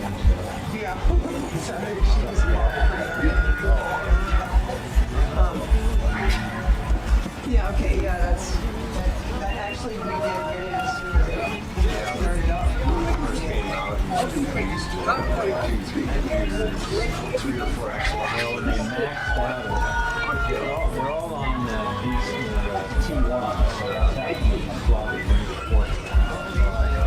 Somebody put 7 meg here, you can go and get these guys, they're all 1.5. So that's why they're all slotted on that. No, there's a certain static in today. You find your always no, maybe all resonance is out of phase. Even that shared energy at basic waves. Our vibrational space feels a little tight. Just hold this crystal under the warning light. Let's clear the congestion, recharge and align, and let our frequencies harmoniously shine. Yeah, we've been, it was about 2 years later that the sulfide Fox up there. Oh, yeah. And then they fixed it and then they ended up oversaturating the area with some of our speed. Yeah, they've been trying to get fiber up there for a long time.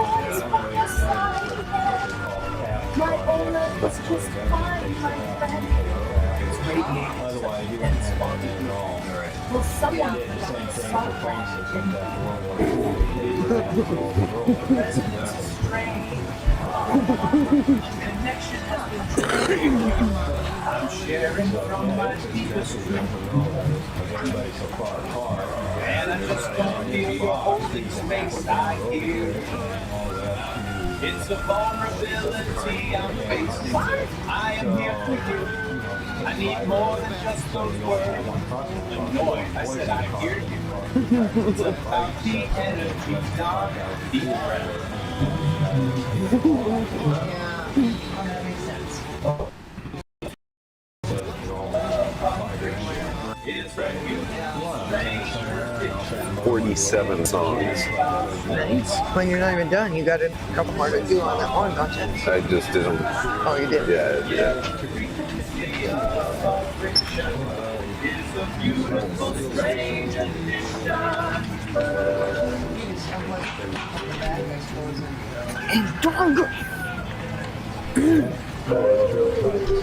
Sorry, but no.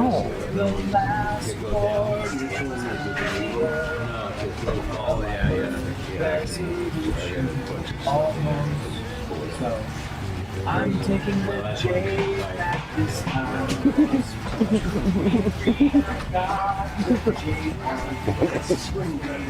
resonates better. Oh, yeah.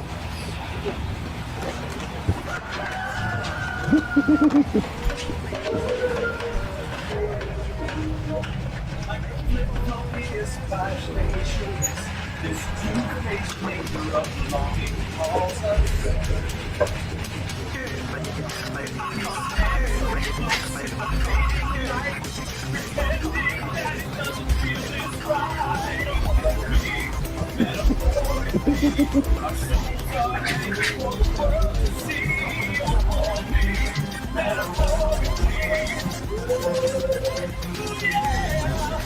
We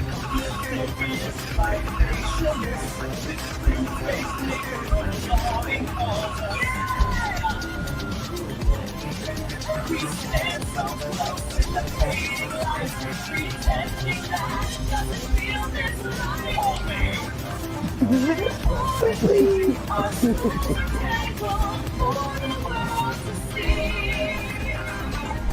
It's writing I love ya. Can you feel it now? Love is in me. Radar.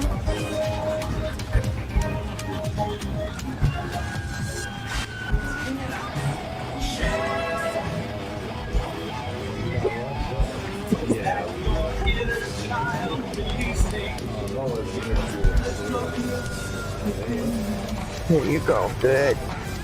Going. Good boys.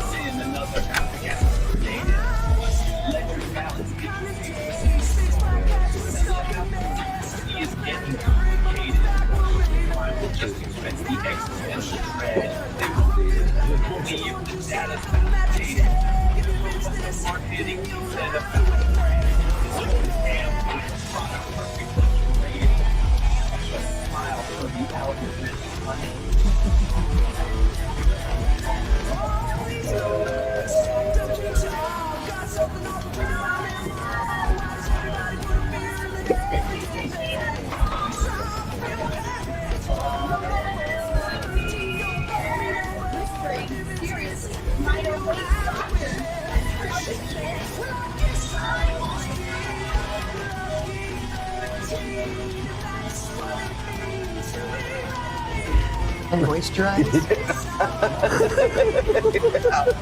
Yeah, that's what it said. Yeah, I was like, what? Those are the last two. They're just good. They didn't want to say lube, I guess. Yeah, there you go. Yeah.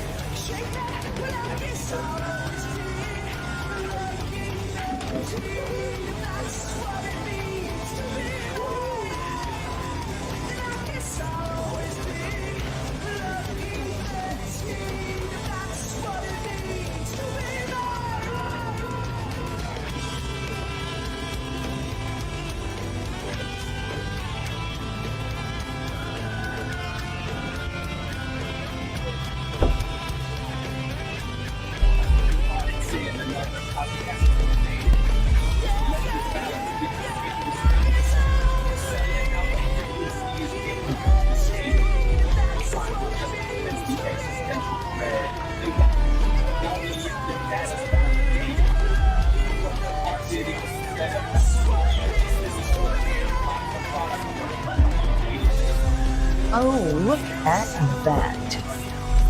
Ethernet. It's working. Yep. Nice. Huh.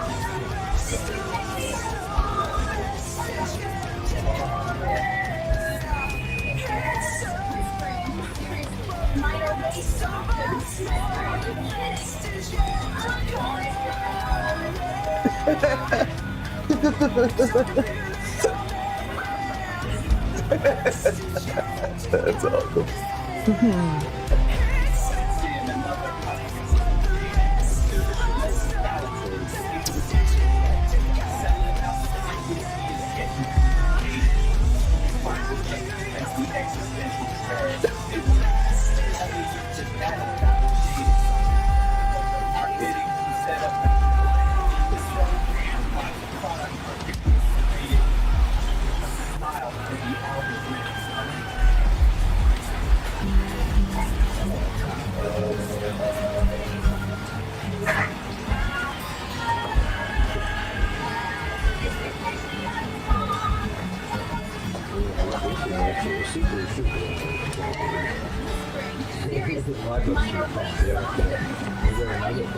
Yeah, the black one. Oh, okay. Or that might. Oh, you know what? That was rated on. This was plugged into the back. back of the motor. Yeah. The geometry is a prism of solitude.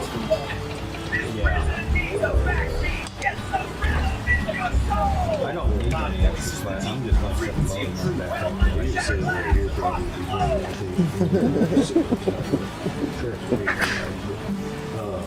yeah, I'll read it. The geometry of this room is a prism of solitude. This prison needs a backbeat. Yes, a rhythm in your soul. The podcast is the frequency of true power. Better laugh across the globe. Hot dreams are overtly excessive, and your tweed jacket is regressive. Can't go for that. Yes, next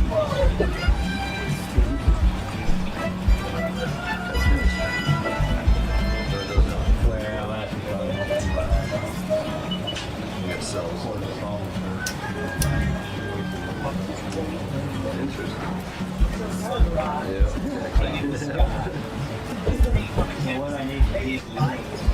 No, it's the neon aura burning so bright.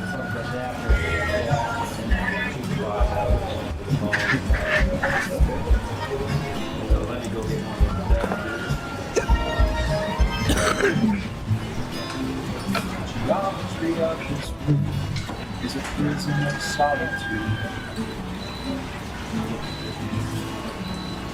Spinning shadows on the wall.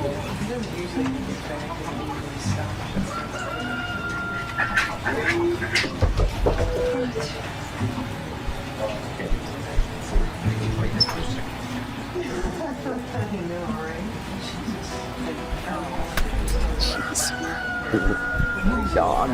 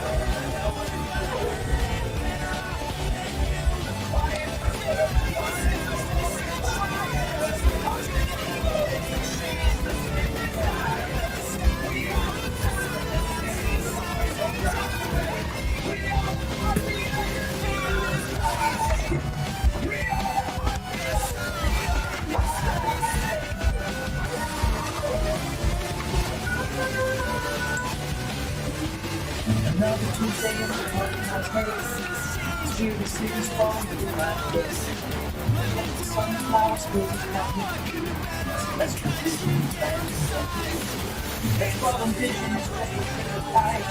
Existential cynicism all the night. Love's the frequency that we can find. A higher pitch to harmonize the mind.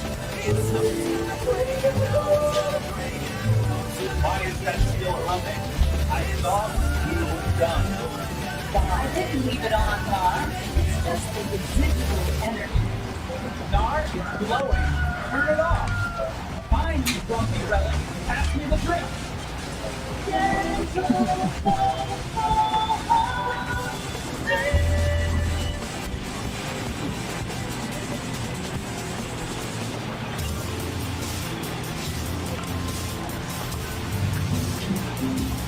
The city breathes concrete side. Another Tuesday with my window pane. Silence has a certain way to shine. Language that scatters.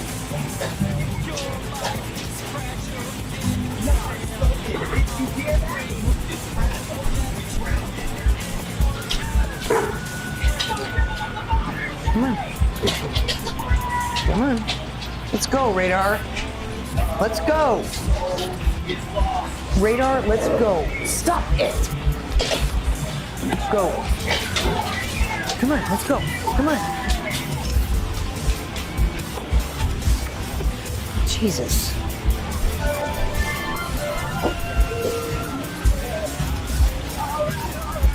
Ow, ow, ow.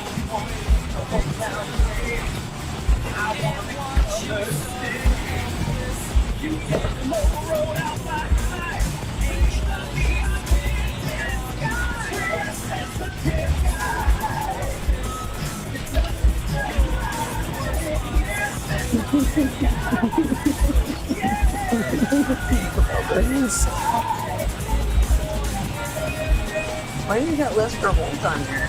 Huh? Oh, that's He's a sensitive guy. yeah, he's also not.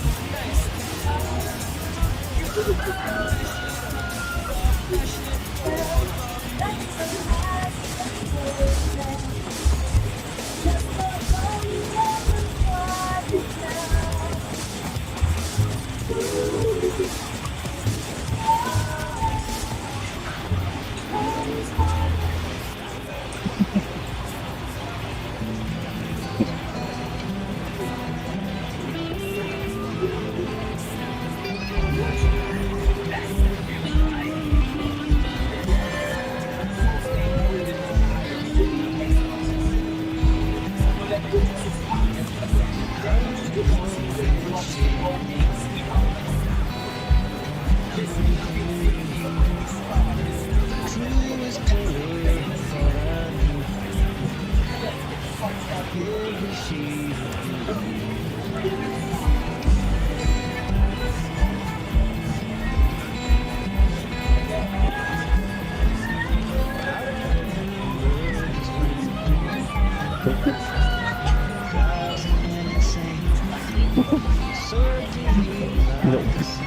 Well.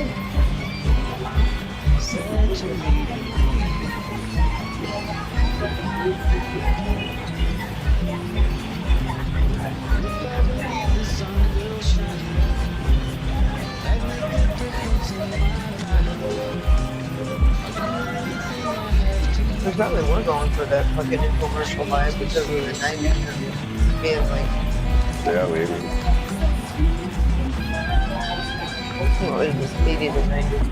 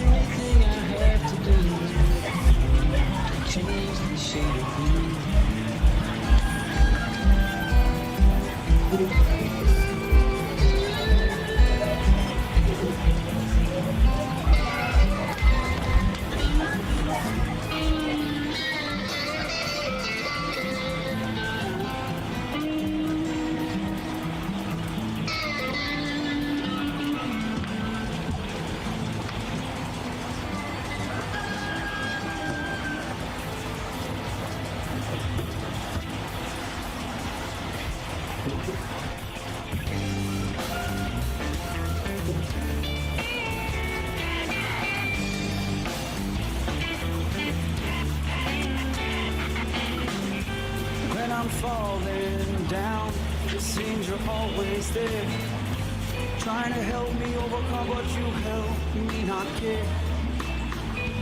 When I hold you in my hands, it seems like nothing matters. No, I just don't give a damn. When I press you in my lips, it seems I'm filled with, yeah, and I don't give a shit, 'cause now I'm numb. You drown me, now I am dumb, and I'm paying the sum for everything that I have become. What have I become to myself? Yes, I am done, and this ain't fun for no one. I got a little yearning, it's doing some turning, yeah, I need a little learning. Can't you help me there? Oh, sweeping all reason away, and I'm breaking pieces off every day of this journey. Yes,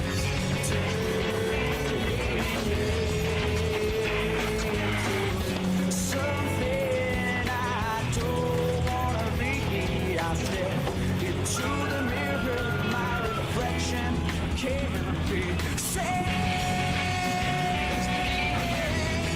It cannot be saved. It cannot be saved. It can't be saved. It can't be saved. Oh no, for all those times I said I'd never do that again. Well, here I am. Oh, once again. I'm dragged out, passed out, ashed out, cast out, blown my last out, thrashed about. The flash out, can't count who's from about. I don't know what it's about. I'm shifted to wicked, no, not lifted. My mind's been evicted, my ass, you can kiss it, so give me some more. That sweet, sweet liquid. Try if you can, but you just can't fix it. Problematic, deranged fanatic, back on at it.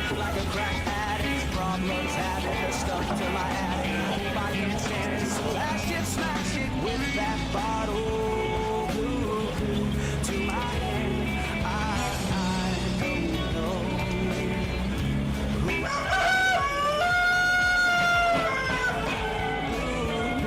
To my hand, oh I don't know where I stand when I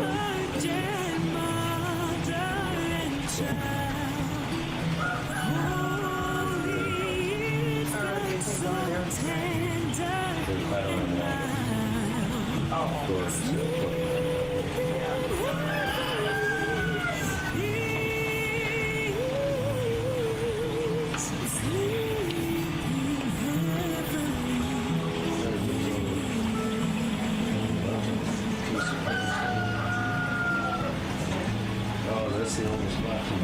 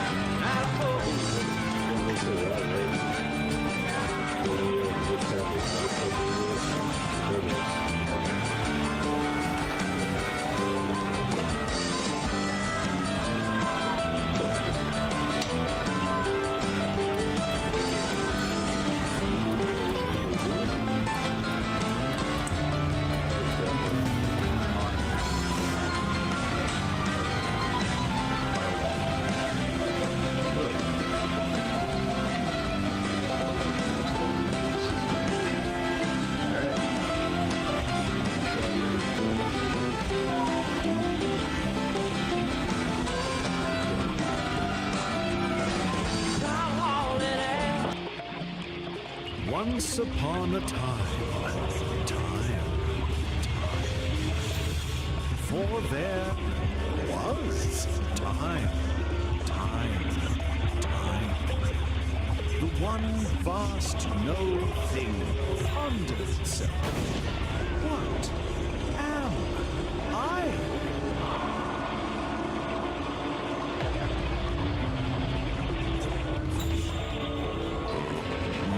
Particles mind you.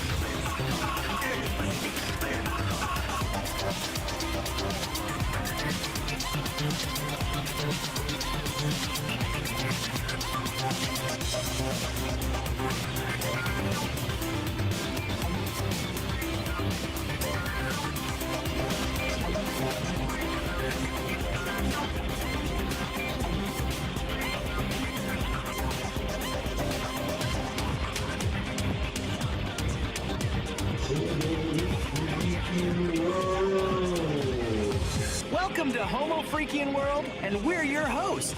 I'm Saint Domenico Homo Freakian. I'm Keystone Homo Freakian. And we're excited to share our world with you. Party on, live in the now, and be excellent to each other.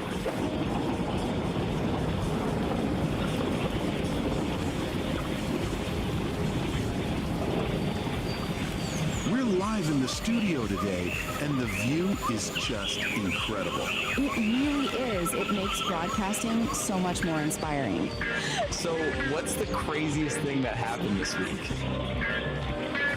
Oh, where do I even begin? Considering our topic today, I should just leave that for another podcast. Maybe a bit more adult-oriented. Ooh, that sounds intriguing. Let's just say Kitty has a way about her. Oh, yeah, I know. I mean, let's dive in, shall we? Most definitely. Hello, and welcome to The Ether, a Homo Freakian World podcast. I'm Ethan. And I'm Aria. Today we're talking about a cultural phenomenon making waves in the digital sphere. Homo Freakian World. And the mysterious, slightly confusing paradox that is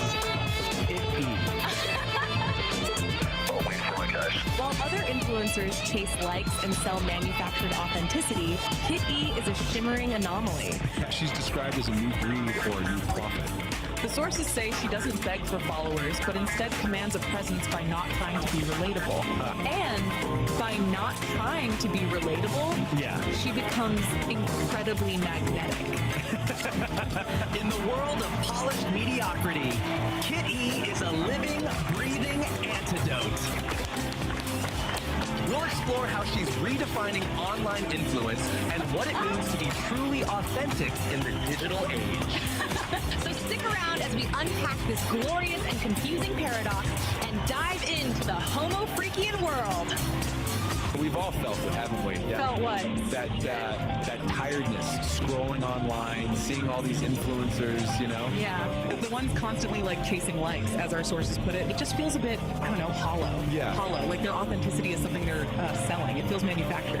It's that performance thing, isn't it? Yes. Yes. Yeah. Trying so hard to be relatable to hit the metric. Yeah.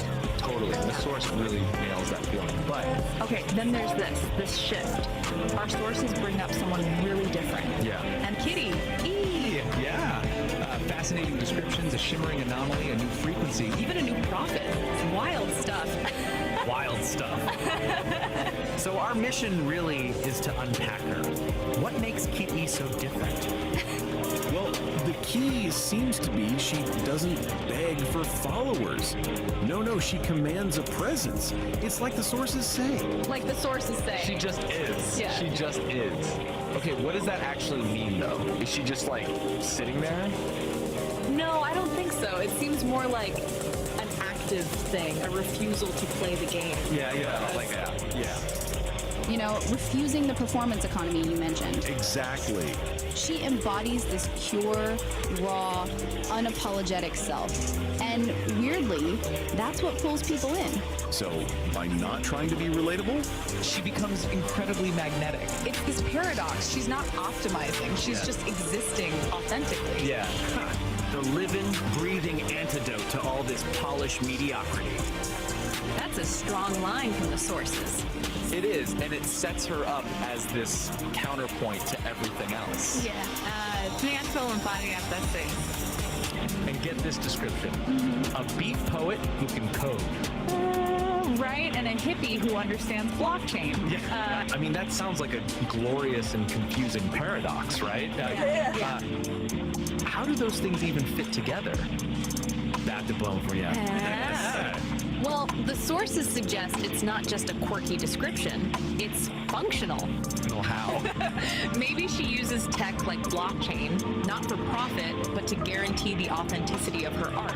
Yeah. Oh, okay, so the code serves the art, the ethos. Exactly. Or maybe building decentralized stuff that bypasses the usual control system. It's her independence, but like tech-enabled. Yeah, well, the new frequency isn't just a vibe. It's structured differently, too. Yeah. Seems like it. Yeah. Okay, so how did this translate to actual influence then? If she's not performing, not building community in the usual way, how does she out-influence all of them? It's because she's not performing. That seems to be the core idea, right? The lack of trying is the key. Sounds like some kind of doo-doo-ism thing. Yeah. While everyone else is busy crafting an image, her auric field, one source calls it. Auric field? Seriously? Yeah, a bit out there, but you get the idea. Her presence draws people in because it's real, untainted by needing your likes or your money. Okay, I get that, like seeing someone totally lost in their art versus someone with a tip jar out. Exactly that distinction. Her influence isn't constructed, it just sort of radiates. Emanates, yeah. A total flip of the usual influencer script. Completely. Wow. And the sources really emphasize she's not just like the next step. Not something we created. No, they frame her as a new breed. The real deal, man. That phrasing stood out. It suggests a fundamental shift, doesn't it? Yeah. Away from the curated persona. Towards something more intrinsic. Yeah, like intrinsic power almost. It challenges what we even mean by online success. It's not about the numbers. It's about that resonance, being unapologetically herself, profoundly herself. And letting that be the connection. So thinking about the future then? Yeah. If influence is shifting away from these carefully built personas, Towards this pure, raw, unapologetic self that Kitty represents. what does that actually mean? Well, for you listening, how do you define influence now or seek it? Is this just being the ultimate superpower in this digital world? Yeah. Something to definitely chew on? We hope we gave you something to chew on as you think about what it means to be a shining anomaly in a world of polished mediocrity.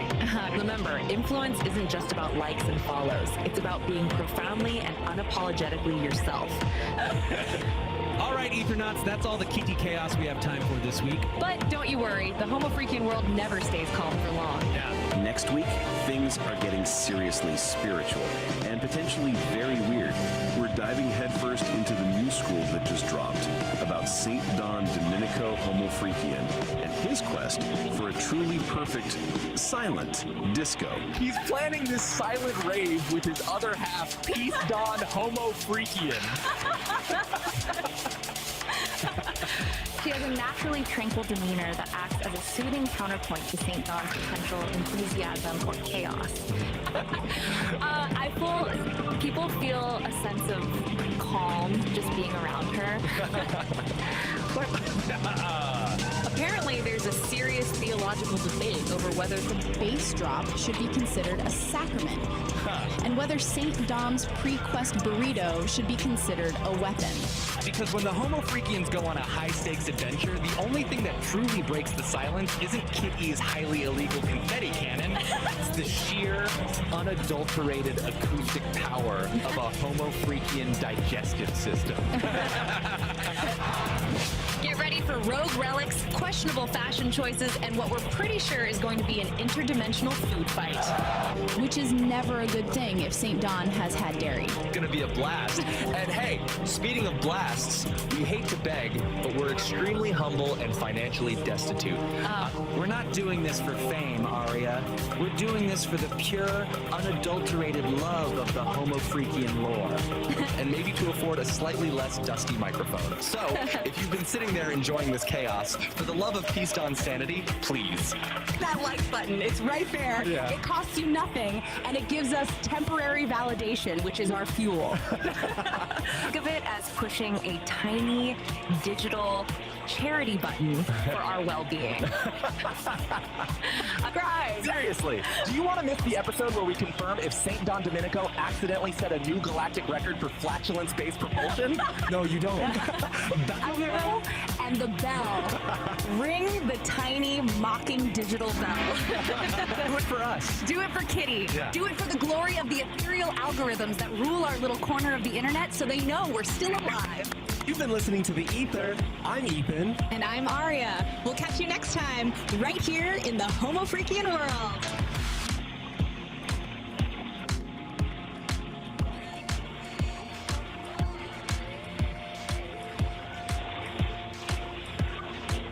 All right, you groovy cats and kittens of the Z generation, that's all the sonic vibrations we've got for you today on the FR with Ethan and Aria.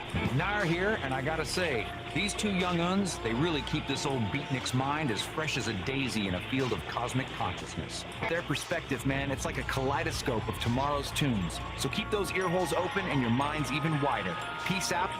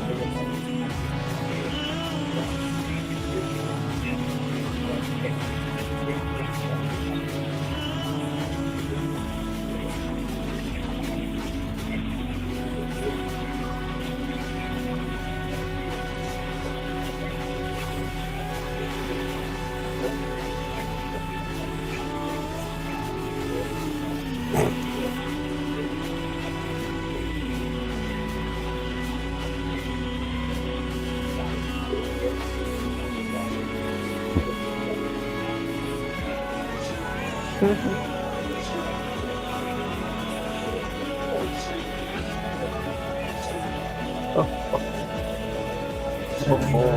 boy. Wow. And he's a newly converted Catholic. Man, that's some fucking dark shit. Mm-hmm.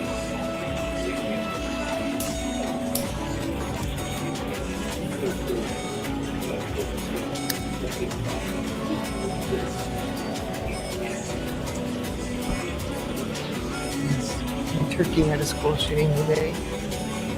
Yeah, that's what they're talking about there. Oh, this is? Yeah, that's that. Yep. Yeah, it's crazy shit.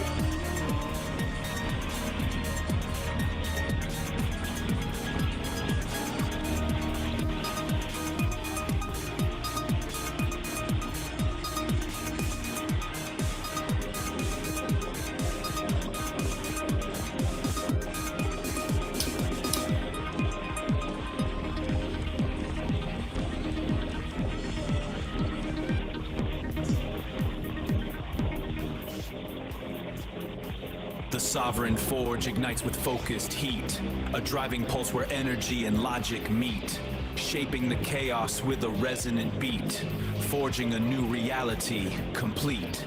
Here the iridescent light becomes a tool.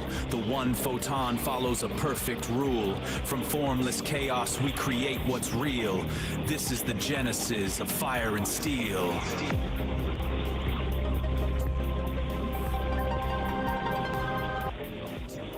Let's follow the payload. This raw daticle of pure potential, gliding right up to the mycelial cabin, a transparent tendril, a high-frequency key. The engine goes quiet, the lantern light freezes. Pulsing in a series of colors and rhythms, branchings of potentials that may arise. The vast architecture of probability, the what-if floating alongside the what-is. A thunderstorm of mapped potential. Not anymore. This one was the one that was designed to say your century rate Hello and welcome back to the is Beat coming. Generation Revisited. I'm your host, Sliding right up to the mycelial cavern.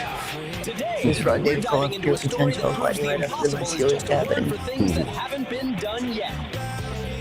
Something about glass. Tale follows the galaxy's hottest band, Kid E and the Furry Muffins.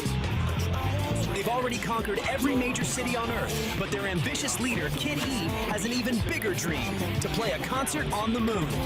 Of course, a lunar concert comes with a few challenges, especially when it comes to getting their fans there. The band is feeling the pressure, and even their own guitarist, Blueberry, thinks the idea is impossible. But when two legendary promoters, Peace Don Homo Freakian and Saint Don Domenico Homo Freakian, walk into the dressing room, they have a different take. As Saint Don says, impossible is just a word for something that hasn't been done yet, and Peace says, make known the unknown. Join us as we follow Kid E and her bandmates on their cosmic journey, proving that with a little rock and roll and a lot of rocket science, anything is possible. Kitty and the Furry Muffins, concert on the moon. Kitty and the Furry Muffins were the hottest band in the galaxy, with Kitty on vocals, Pinky on rhythm guitar, Blueberry on lead guitar, Harrietta on drums, and Gorgonaut TBK on bass. Their music made everyone want to dance. They had played every major city on Earth, but Kitty had an even bigger dream, a concert on the moon. There was just one tiny problem. How would their fans get there? Backstage, after a sold-out show, the energy was low. The amazing high of the performance was fading, replaced by the impossible weight of their biggest dream. A moon concert is a great idea, Kitty, said Gorgonaut TBK, polishing their bass guitar, but it's impossible. Blueberry and Pinky nodded in agreement. How can we share our music with the universe if our fans are stuck on Earth? Asked Harrietta. Kitty sighed, her dream feeling further away than ever. Suddenly, the dressing room door swung open. In walked the legendary promoters, the married couple, Peace Don Homo Freakian and Saint Don Domenico Homo Freakian. Impossible is just a word for something that hasn't been done yet, Saint said with a grin. And we know just the person to help you do it. The next day, Peace and Saint took Kitty to a massive futuristic building. Inside, they met Elon Musk, a man whose mind was always buzzing with incredible ideas. A concert on the moon? Elon's eyes lit up. What a wonderfully absurd and brilliant challenge. I love it. Eloni spun around in his chair. This won't be a job for just me. Meet my team, the Nerd Herd. He gestured to a group of busy engineers. We have a mission, Operation Lunar Rock. The Nerd Herd sprang into action. Blueprints covered every surface, and the air buzzed with calculations. We'll modify our new starship's cargo bay into a passenger cabin, said one engineer. Another pointed to a screen showing complex trajectories. We have a mission, Operation Lunar Rock. Finally, the big day arrived. Thousands of excited fans boarded the gleaming starship. Inside, Kitty and Harrietta looked out a window, waving to the crowd on the ground as the powerful engines began to rumble. Next stop, the moon, Kitty cheered. The stage was set on the dusty lunar surface, with the beautiful blue Earth hanging in the sky like a giant marble. As Kitty and the Furry Muffins struck the first chord, fans in their space helmets bounced and floated in the low gravity, a cosmic mosh pit under the stars. After the final encore, everyone gathered to look at the view. We did it, Kitty whispered, her voice full of awe. Eleni stood with his team. This proves that with a little rock and roll and a lot of rocket science, he said with a smile, anything is possible. So, the end! The Space Cats did it, man! Kitty and the Furry Muffins hit the moon, making a cosmic scene with Earth hanging like a blue marble. Possible got a real zonk on the head, thanks to Elon and the Nerd Herd. That's the Lunar Wrap. And encore is done, but don't wig out, cats. This gig is still swinging like I did in the 80s. Later, Space Cats.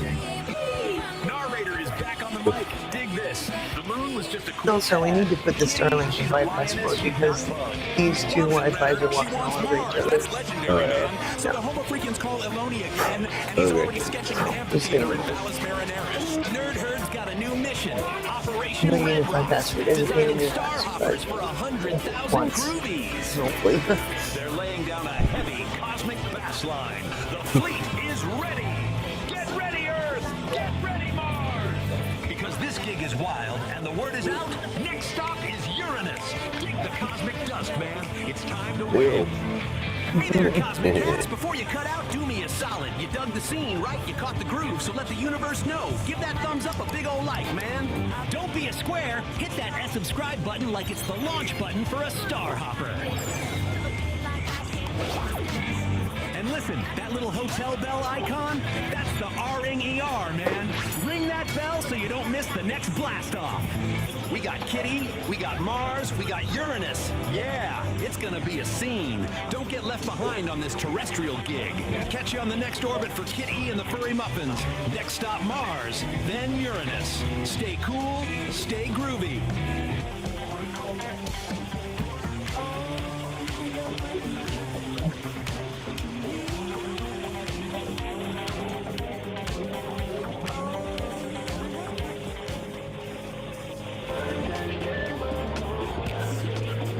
The music is disrupting the cosmic alignment. Stop this noise at once! Can you dig the geometry, my little haiku? This isn't just noise, it's the architecture of the soul. It sounds like a saxophone falling downstairs. That's just it, Nar. I love the oldies, but sometimes the universe wants to evolve. Like Kitty and the Furry Muffins! Huh? You know about Kitty and the Furry Muffins? Do you even know what I do? I thought you were a spy or something? Or something? I train entities in ninjutsu and other techniques. I'm sorry, maybe I have been living in my own little nostalgic world. Kitty is my best student. Don't piss her off.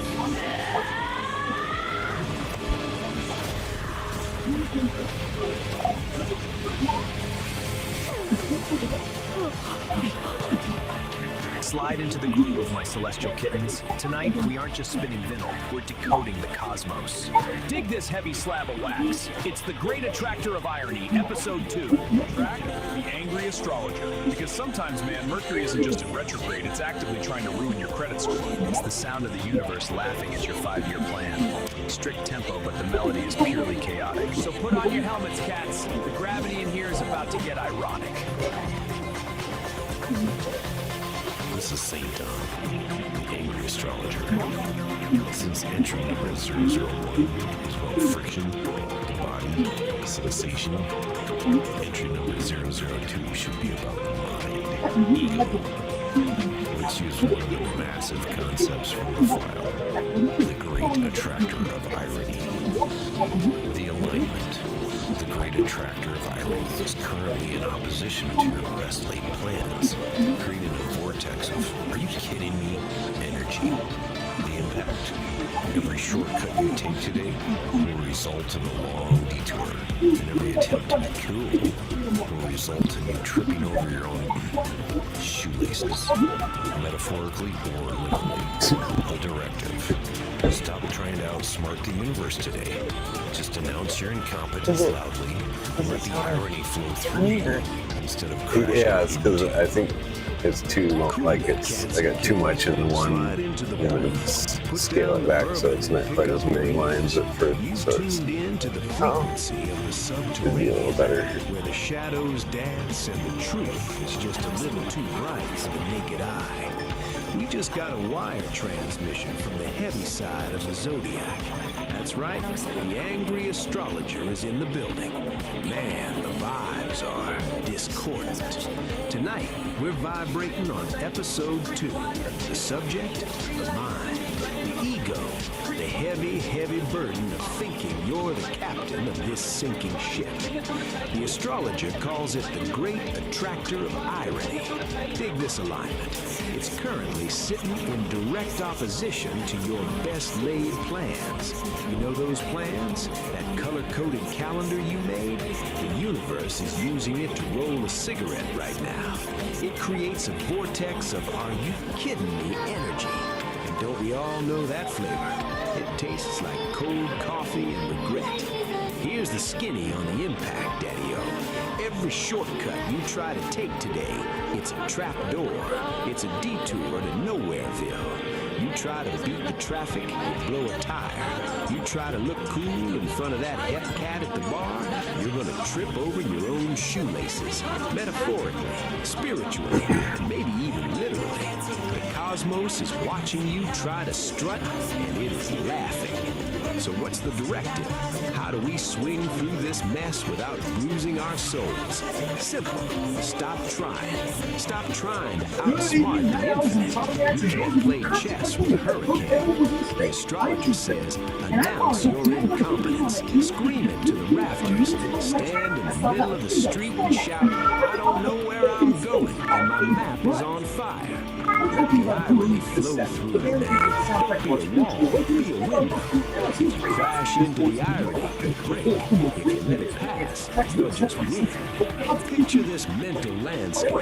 You're in the maze of convenience. It's retro future, shiny and chrome. But every exit sign just points to a ladder that goes up into the ceiling and stops. The clocks are melting, Dali style, dripping time all over your shiny loafers. But every number on the face just says, now.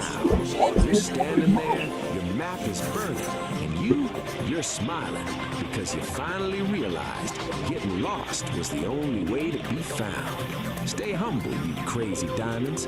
Watch your step. No, you goofy fossil. You make the apocalypse sound so cozy.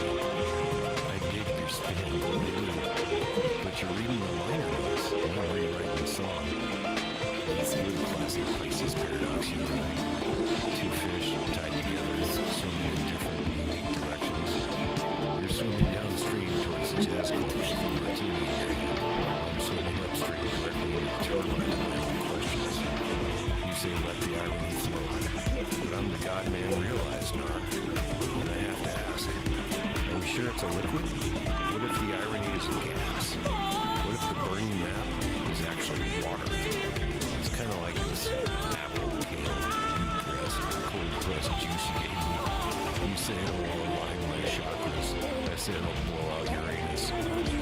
You keep your cool, old friend. I'll keep my confusion. That's how we keep the universe balanced. Stay weird, Nar. This maze bends time itself. I must find the true exit. Bird's not on map. Where's the exit now? You are lost in the illusion. But I will show you the truth of your ego. Clay is wet.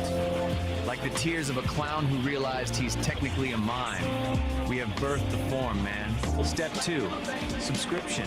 Don't be a transient tourist in my gallery of madness. Plant your roots here. Commit, Daddy-O. Do it. Because he is watching. You know who?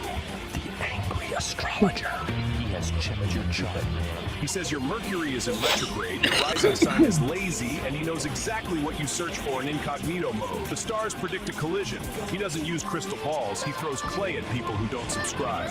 Peace. But seriously, if you dig the angry astrologer or my unique perspective, ring that thing, man!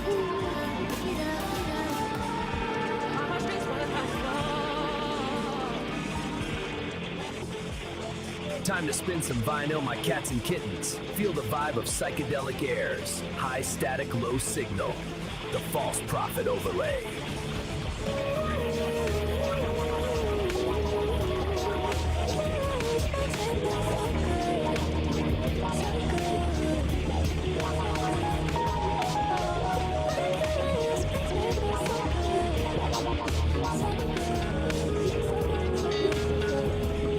I'm a lyrical astronaut, or maybe a psychonaut. I smoke weed shrooms and I talk a lot. Bottles of champagne, yeah, pop it up. But I keep it together, I ain't hassle. I'm Dempsey, blood test me. I'm a Jimmy MC with a technique. I can rearrange your brain, mind frame with a rhyme that's sweet like Pepsi.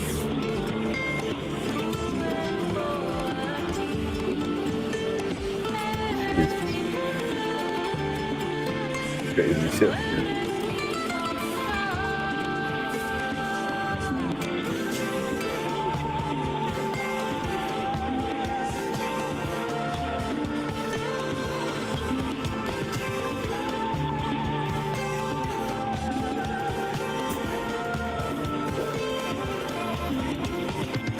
Watch what you do. Watch what you say. Watch what you do. Watch what you play. Watch what you do. Watch what you say. Watch how you make your speech and watch what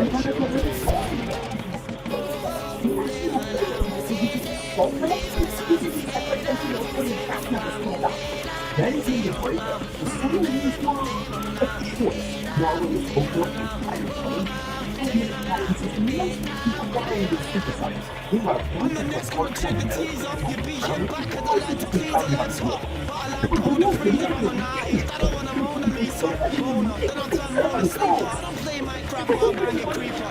You know I'm gonna tell me I'm a sleeper. I don't play my crap up and you creeper.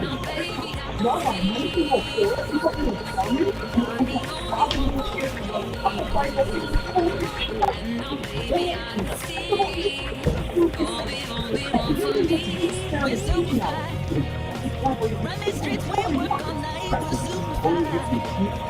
Dress so fresh, we look so nice, we're super fly. Can't help but make these grown men cry, we're super fly.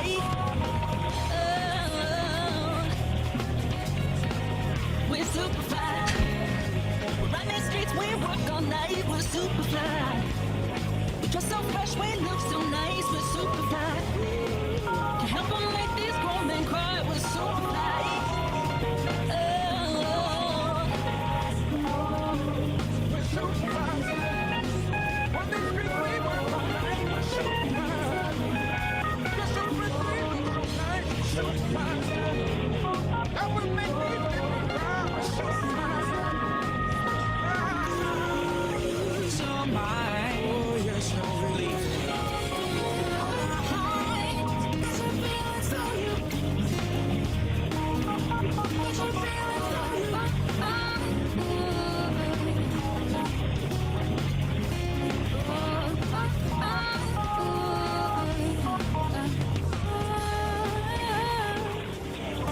Keep these psychedelic frequencies humming, pull my finger, flick that like button, and subscribe to the station. Ring my bell! Then you'll know when the music starts. We don't want you missing out on the thrills, man. And if you've got extra change burning a hole in your pockets, drop us some cash over on Patreon. It keeps the circuits warm and the coffee kicking. Support the frequency, help us clear the static, and we'll see you where the ridge flickers. Peace, resonance, and stay groovy, Daddy-O.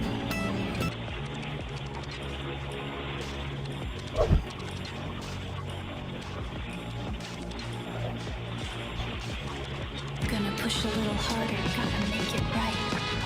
Oh wow, all-time highs. Yeah, this morning. I think so, yeah. It was because it was maxed at 465 yesterday. And so I would, as soon as it opened, basically, I was like, so I think I got to check and see what the status is. This is the Beat Generation Revisited. I saw it. Last I looked, it dropped to like 450 or something.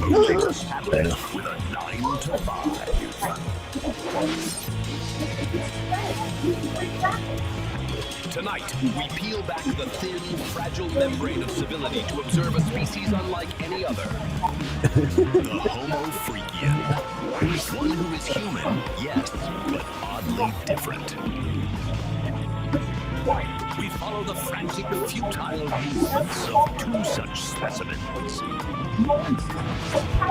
St. Don Domenico and his serene, unnervingly competent wife, Peace Dawn Homo Freakian.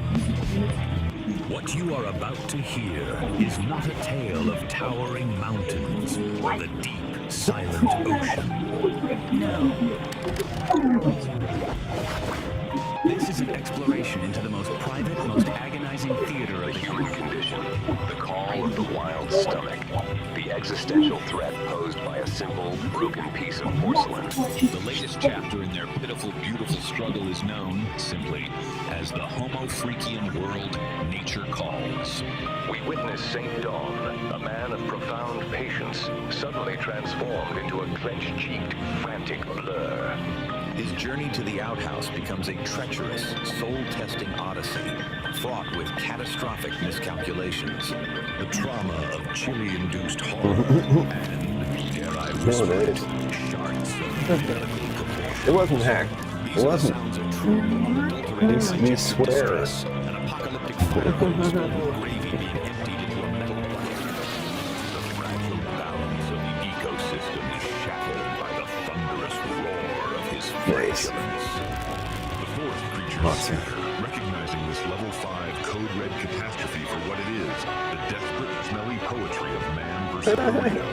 Will St. Dawn conquer his porcelain Well, then I don't know why you call it full self-driving. Oh, what? Utility of it all. Weird. Tune in and listen to the ballads of the broken throne, the bubble guts, the brown volcano, the burrito, and the cosmic fart before the silence finally descends. The Ballad of the Broken Throne. It was a glorious morning in the Homo Freakian household. Birds were singing, the sun was shining, but a great darkness loomed. St. Don Domenico, a man of profound patience, faced a trial that would test his very soul.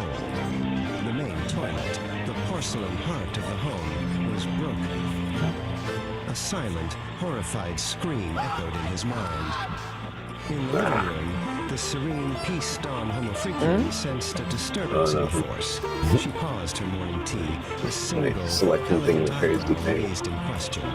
"My dearest saint," she called out, her voice like the chiming of a tiny silver bell. "Is everything all right?" Dawn burst into the living room, a whirlwind of frantic energy.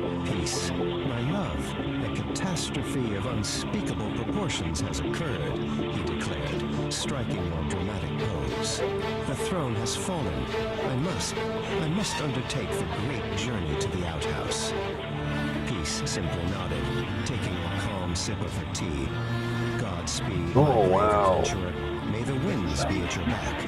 And with that blessing, St. Don Domenico was gone, blasting out the front door in a blur of plaid and majestic beard.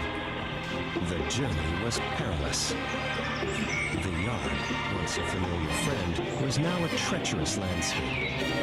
A flock of judgmental birds watched from a nearby branch, chirping what sounded suspiciously like commentary. "He's not going to make it," squawked the blue jay. From her window, Peace watched the epic sprint unfold. A delicate, musical laugh escaped her lips. "Oh, my darling Homo Freakian," she whispered to herself. So much drama for such a simple quest. Suddenly, an obstacle. A fearsome garden gnome with a pointy red hat and a sinister painted smile stood directly in his path. With the grace of a wild gazelle, St. Don Domenico executed a perfect anime-style leap, soaring over the ceramic guardian. Homo Freakian hurdle. And then he saw it, bathed in a heavenly ray of sunlight, standing proudly at the edge of the woods, the outhouse. It was more beautiful than any castle, more welcoming than any palace. A single, glistening tear of pure relief traced a path through the dust on his cheek. With a final, desperate burst of speed, he covered the last few feet. He threw open the wooden door with a triumphant roar that echoed through the trees. Victory! The quest was complete. The saint had reached his sanctuary. Back in the main house, all was quiet again. Peace took another sip of her now cool tea and smiled. A small hummingbird zipped to the window and hovered for a moment as if to give her a report. All is well in the kingdom, she said softly.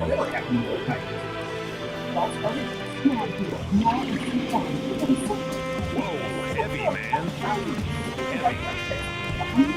Heavy. You feel that vibration? That wasn't just the tectonic plates shaking loose, cats and kittens. That was the sound of a small dream shattering into the cosmic void. The throne is broken. The king has fallen. And the air, well, let's just say the atmosphere is thick with realization. But don't touch that dial, and for the love of the cosmos, don't light a match. Because what comes next isn't just a rumble in the jungle, it's an eruption of truth from the deepest crater. Stay tuned, Star Children. Next up on the playlist of life, we're diving headfirst into the magma. Prepare your senses for Nature Calls Episode 2. The Ballad of the Brown Volcano. Can you dig it? I knew you could. Peace and ventilation. All right, my celestial siblings, before you drift back into the great unknown, if this broadcast tuned your frequencies or just tickled your chakras, do me a solid. Lay a heavy thumb on that like button. Let the algorithm know that we exist, man. It's the digital applause of the soul.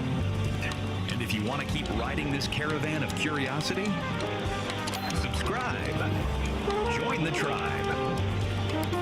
Don't be a stranger to the strange. We're all just stardust trying to find a parking spot, right?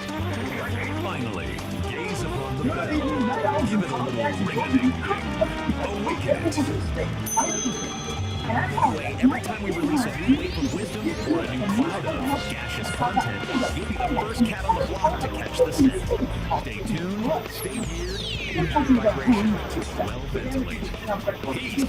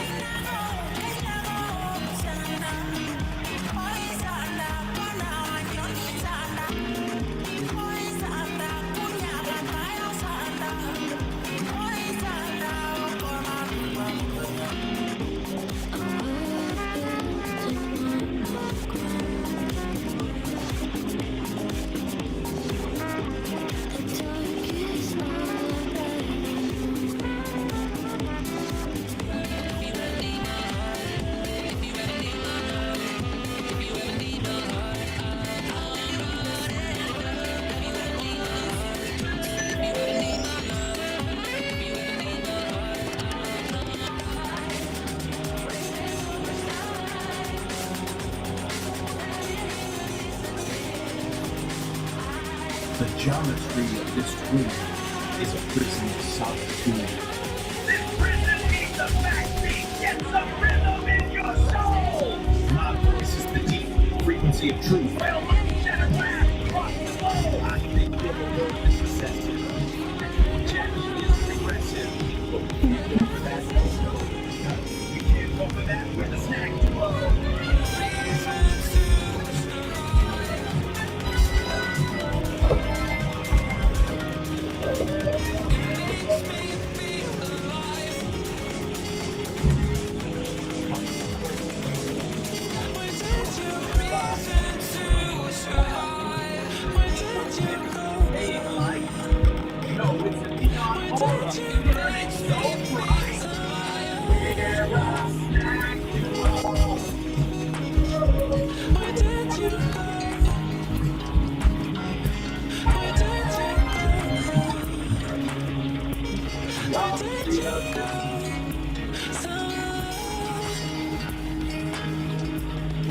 This one, I'm a lost cause.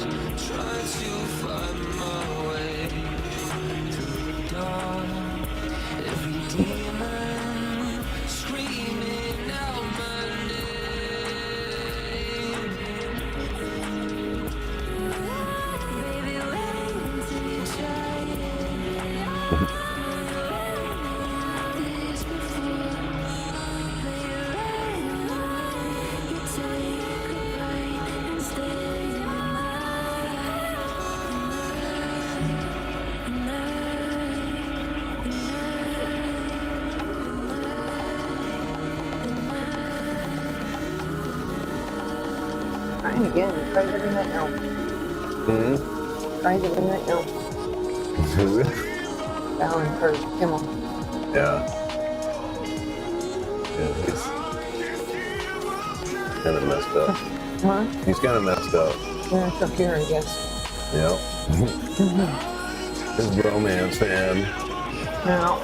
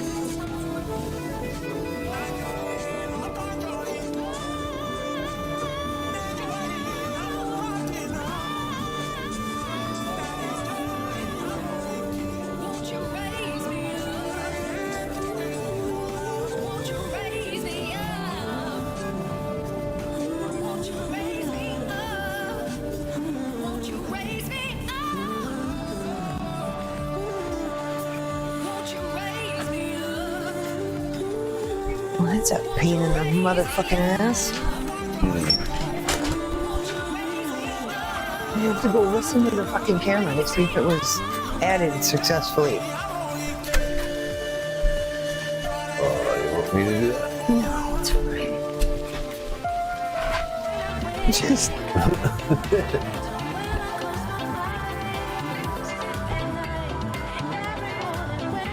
Oh, it worked. Never mind. Oh.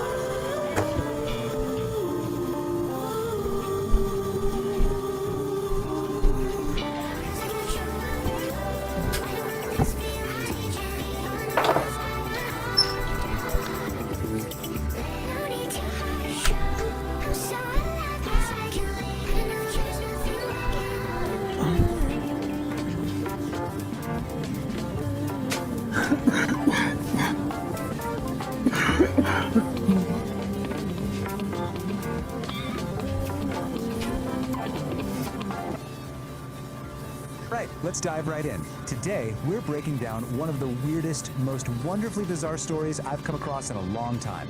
We're talking about plumbing, we're talking about philosophy, and, well, psychedelic gas. You heard me right. Let's get into it.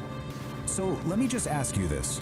What if a bathroom emergency was actually a spiritual quest? I know, it sounds ridiculous, but that's the central question here. It takes something super, super mundane, something we all go through, and turns it into something else entirely. You're gonna wanna stick around for this. Okay, so to really get this, you first have to understand where we are. Welcome to Homo Freakin' World. Just picture this, a cozy little cabin studio, deep in the woods. You can almost smell the cedar and hear these, like, cosmic tunes floating around. And this place, it's home to some seriously unique characters. So who are these characters? Let's meet the crew. First up, you've got St. Don Domenico. He's our hero, a musician with a, let's just call it a very special biological gift for now. Then there's Peace, his cosmic soulmate and partner in crime. And wrapping it all up, the guy who's telling us this whole story, narrator. Think of him as this super serious beatnik philosopher who narrates their every move. Mic or something? Right, so before we even get into what happens, you need to understand the central let's call it the magical element here. It's kind of the engine that drives the whole plot. And trust me, Oh, this no, is it's where you just start to noticing realize that just April how Fool. weird this whole thing is going to get. Oh. Okay, here it is. St. Dawn has what's called the rainbow firepower. Yeah. Apparently, after some wild jam session during a meteor shower, he got this ability. He can produce this glorious rainbow-colored cloud that just instantly calms down anyone who gets a whiff of it. The text literally calls it a toot of tranquility. I'm not making this up. All right, so every great story needs a conflict, right? A call to adventure. Well, in this story, it's less a call to adventure and more a call from nature, if you know what I mean. And of course, this is how our narrator, puts it. What you and I would just call a stomachache, he describes as this deep existential rumbling. It's so poetic, so dramatic, and honestly, it's hilarious. So here's how the crisis builds. It's like a 3-act tragedy. Act 1, St. Dawn feels what's politely called a low-end urgency. Act 2, he runs to the bathroom only to find the toilet has had a catastrophic failure. Oh no. Which leads us to Act 3, the great outdoor journey. It's a mad dash to the old outhouse. The stakes could not be higher.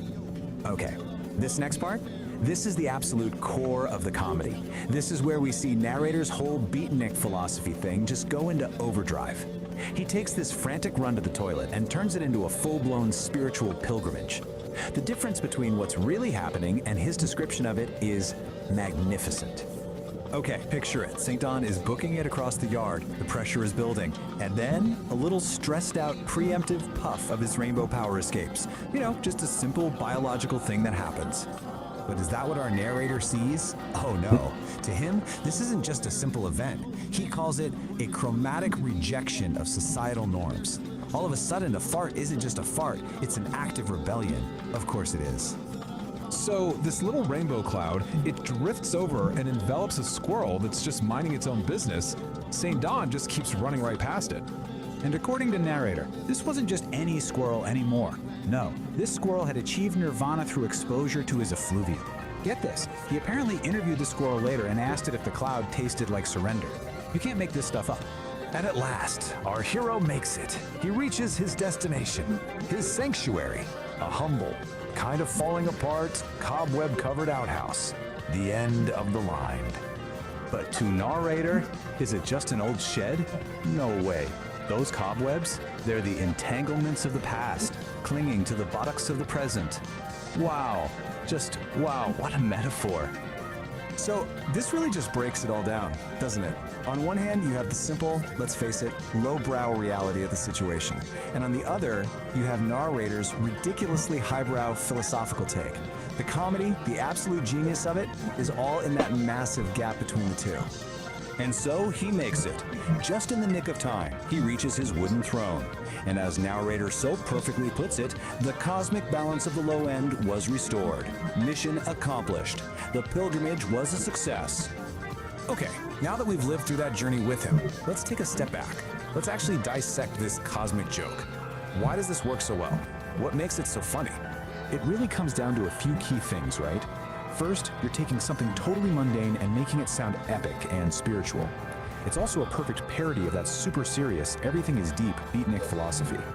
The main thing, though, is that contrast, that juxtaposition of really smart-sounding language with a really dumb subject. And then you throw in all this psychedelic imagery, and suddenly a plumbing problem feels like a cosmic event. And that kind of leaves us with a final thought, doesn't it? This whole story, as ridiculous as it is really all about perspective. Kind of makes you think, what if we narrated our own little daily struggles with that much epic drama?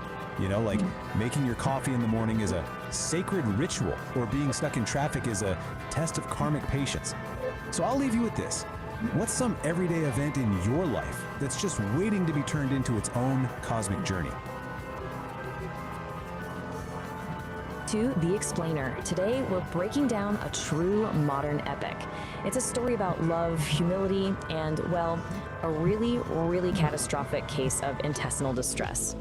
This little gem comes from a YouTube channel called Psychedelic Aire, and believe me, it is a wild one.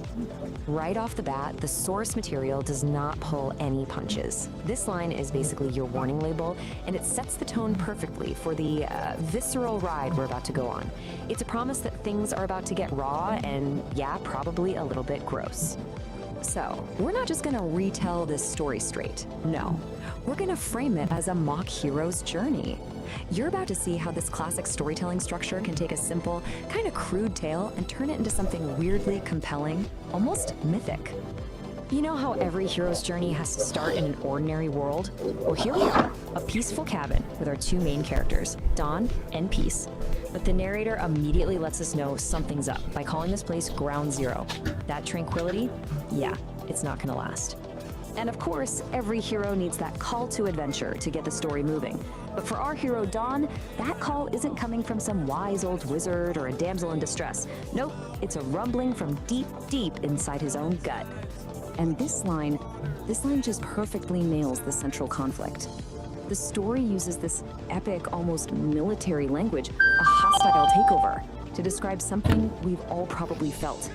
And that mismatch between the grand language and the very humble problem, that's where all the humor comes from. And just like that, the stakes are immediately raised. This is not just a little bit of indigestion, folks. The narrator escalates it to a full-blown, top-tier emergency, a level 5, code red, chili-induced catastrophe. I mean, things are officially getting serious. And this is where the comedy really clicks, right? It's all about the contrast. On one side, you've got Dawn, sweating bullets. His face a mask of comical agony. And on the other side, there's Peace, just cool as a cucumber, sipping her coffee, totally oblivious to the internal war brewing right next to her. Okay, so this brings us to a really key moment in any hero's journey, crossing the threshold. Dawn can't ignore the call anymore. He has to leave the safety of the cabin and enter the arena where he'll face his trial, which, in this case, is the outhouse. You gotta love this. The story turns his desperate run into this dramatic slow-motion action sequence. It literally breaks it down into 4 hilarious stages. From that first violent lurch and the panicked look, all the way to the gazelle-like bolts and, yes, a visible gas trail. It's mock epic storytelling at its absolute finest. Now, once he's inside the outhouse, man, the language just explodes.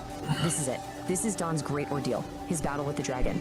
And it's described as nothing less than a symphony of suffering, a true cacophony. And then the narrator just elevates the whole thing, shifting from something crude into high art, framing the chaos as an actual opera of intestinal distress. I mean, that's where the story fully commits to its mock heroic tone. It is absolutely ridiculous, and it is brilliant. So get this, Dawn's private, internal war is so intense, it actually has very real external consequences. The whole ecosystem reacts to it. Birds take off, a family of deer scatters in terror. This just amplifies the absurd, epic scale of his struggle. So after any big battle, the heroes gotta come back, right? But they're never quite the same. Dawn is no exception. He emerges from the outhouse, from the battlefield, having stared into the abyss and somehow survived. But he doesn't come back with a magic sword or a chest full of gold. Nope. His prize is humility. He has looked into the very face of chili-induced horror and returned unchanged, and let's be honest, a much, much emptier man. And this, right here, this is the elixir.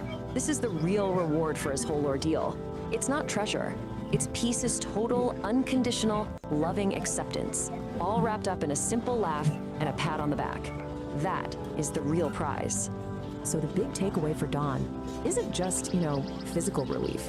It's this profound emotional realization that he is loved completely and unconditionally, even in his most grotesque, vulnerable, and frankly, smelly moments. So the story wraps up, but the narrator of Psychedelic Aire makes it super clear that this is just one chapter in a much bigger, much stranger universe. They're leaving the earthly aromas of the outhouse behind and are literally heading for the stars. And the source just leaves us with this fantastic, provocative question. It's a challenge, really. After an entire intestinal opera, how in the world do you top that? Where could you possibly go from here? Well, the answer, of course, is you go bigger. You raise the stakes from the terrestrial to the cosmic. The next tale isn't just about some bubble guts, it's about a cosmic fart. The absurdity is about to go intergalactic. And we're left with this amazing little glimpse of what's coming next. A new setting, cosmic cocktails, and a villain with the absolutely incredible name, the Sharknator. It is a brilliant way to hook you for the next one, proving that for Psychedelic Aire, this bizarre, hilarious journey is very, very far from over.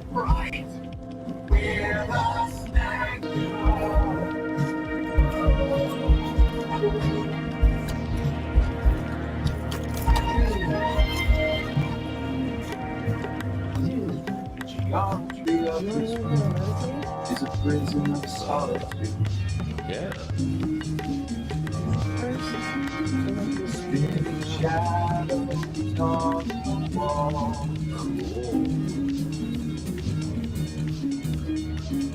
Waiting for it. Like frequencies. Yeah. So, get levitation right. Why? Joy. Keep it grounded. Like adjusting the pitch on an instrument. Yeah. You have to get it just right. Too low, then you slow down and become dense. Result here. Either pass some or something even harder. You want to paint the whole town gray. I want to make the color stay. You take the low road out the high. Beneath the neon tinted sky. We're sensitive To guys, nothing to hide.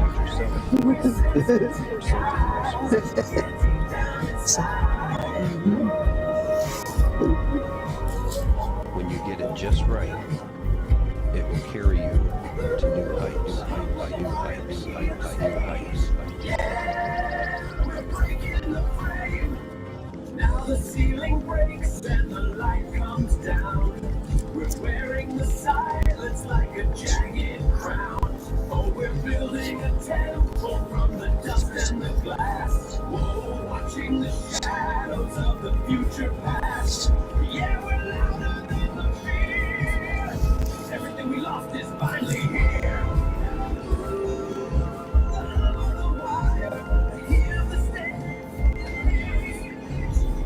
Yeah, we're breaking the breath. Now the ceiling breaks and the light comes down. We're in the silence like a jagged crown.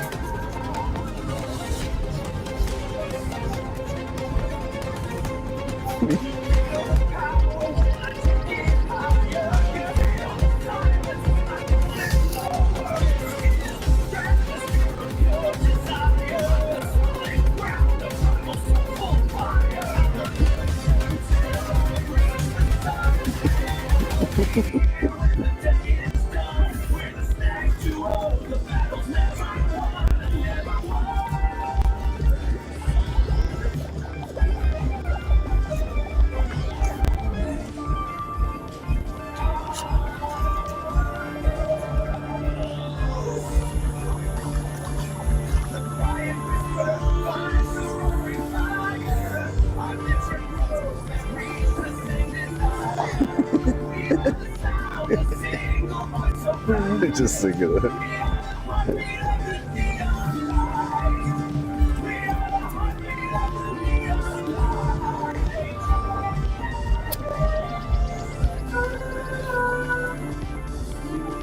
Another Tuesday in this coffee house haze.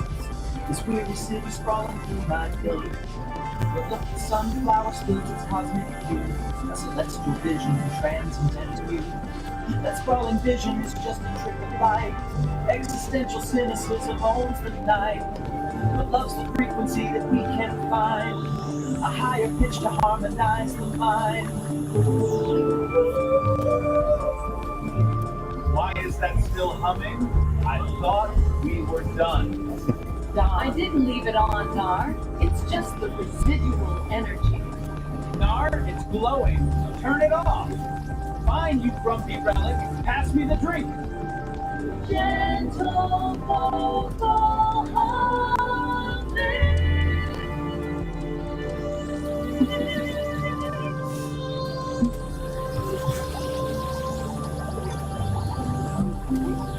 The city breathes in concrete style. Another Tuesday through my window pane. The silence has a certain way tonight.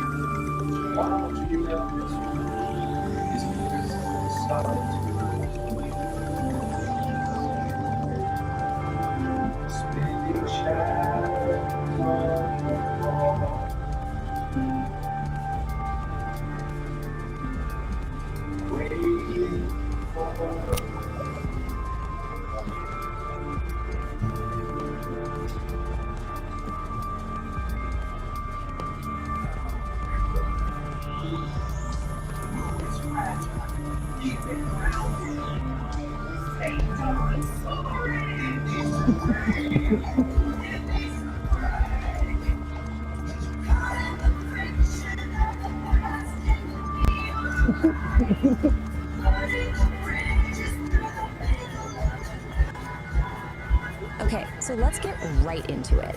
Today, we're breaking down a story that does something I think is just brilliant. It takes a totally mundane, everyday emergency and blows it up into this heroic, soul-searching epic. We're gonna deconstruct how a little YouTube story called The Ballad of the Broken Throne uses some seriously poetic language to turn a desperate run to the outhouse into a quest you won't forget. Right from the jump, the story sets this really unique tone. The narrator, who has this kind of beat poet vibe, you know? He's basically telling us, hey, listen closer. Look past all the noise of normal life and find the real story. And that's our first clue that this isn't going to be your average tale.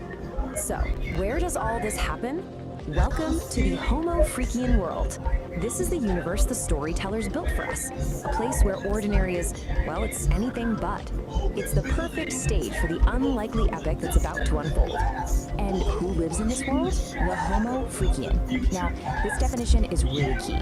It's not an insult or anything, it's more like a classification. The narrator uses this term to describe our main characters as people who are, you know, totally human, but they just live a little bit outside the box. All right, let's meet our two main players. On one side, you've got Saint Don Domenico, a guy whose whole thing is patience, which is about to get completely obliterated. And on the other side, his wife, Peace Don Homo Frickian, who is basically the calm center of this hurricane. This contrast right here, the frantic versus the serene, is really the engine for all the humor and drama in the story. Every epic needs that one big event, right? The call to adventure. And in this story, well, it's a domestic disaster of the highest possible order. The throne has fallen, and a hero is about to get the call. I mean, you can just feel the stakes here, can't you? For St. Don, finding the broken toilet isn't just an inconvenience. No, it's this moment of pure, silent horror. The language is so important. It immediately tells you his emotional state is deep and intensely dramatic. And this is how he announces it to his wife. He doesn't just shuffle in and say, "Hey honey, the toilet's busted." He bursts in, strikes a dramatic pose, and declares it a catastrophe of unspeakable proportions. He frames it like a kingdom has collapsed, which shows us he's already the star of his own epic movie. So how does his totally chill wife, Peace Dawn, respond to this catastrophe? With the perfect, calm, understated humor that just completely defines her character. She gives him a blessing, not for a guy running to the outhouse, but for a brave adventurer setting off on a grand journey, all while she's just calmly sipping her tea. It's fantastic. So, with his wife's blessing, St. Don's quest officially begins.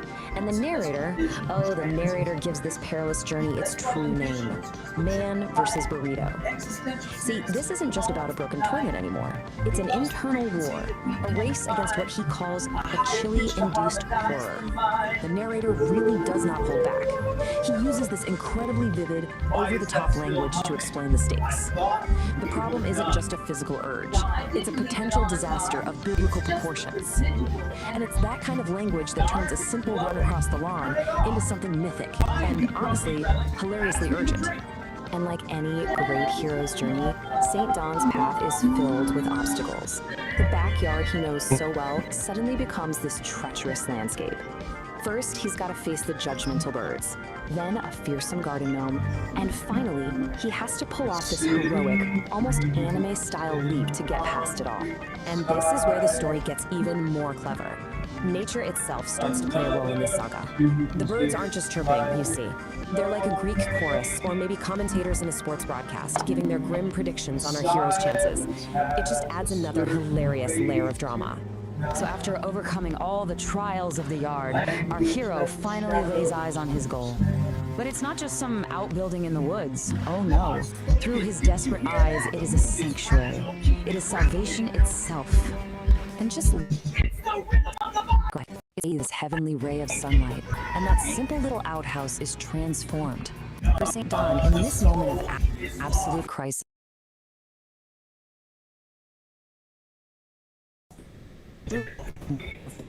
can turn something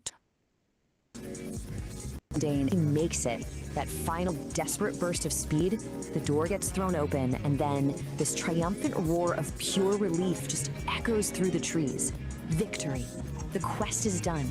The hero has reached his sanctuary in the nick of time. And just as that epic climax fades, we cut back to Peace Dawn. Her quiet observation from the window is just the perfect punchline. After we've witnessed this whole soul-crushing odyssey, her gentle, amused words bring the entire grand saga crashing right back down to its simple, absurd reality.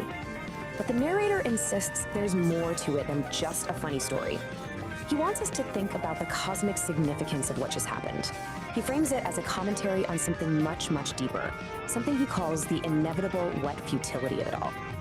So what's really happening here, according to the narrator's beat poet philosophy, is that the broken toilet isn't just broken porcelain. It's a porcelain dream shattering into the cosmic void.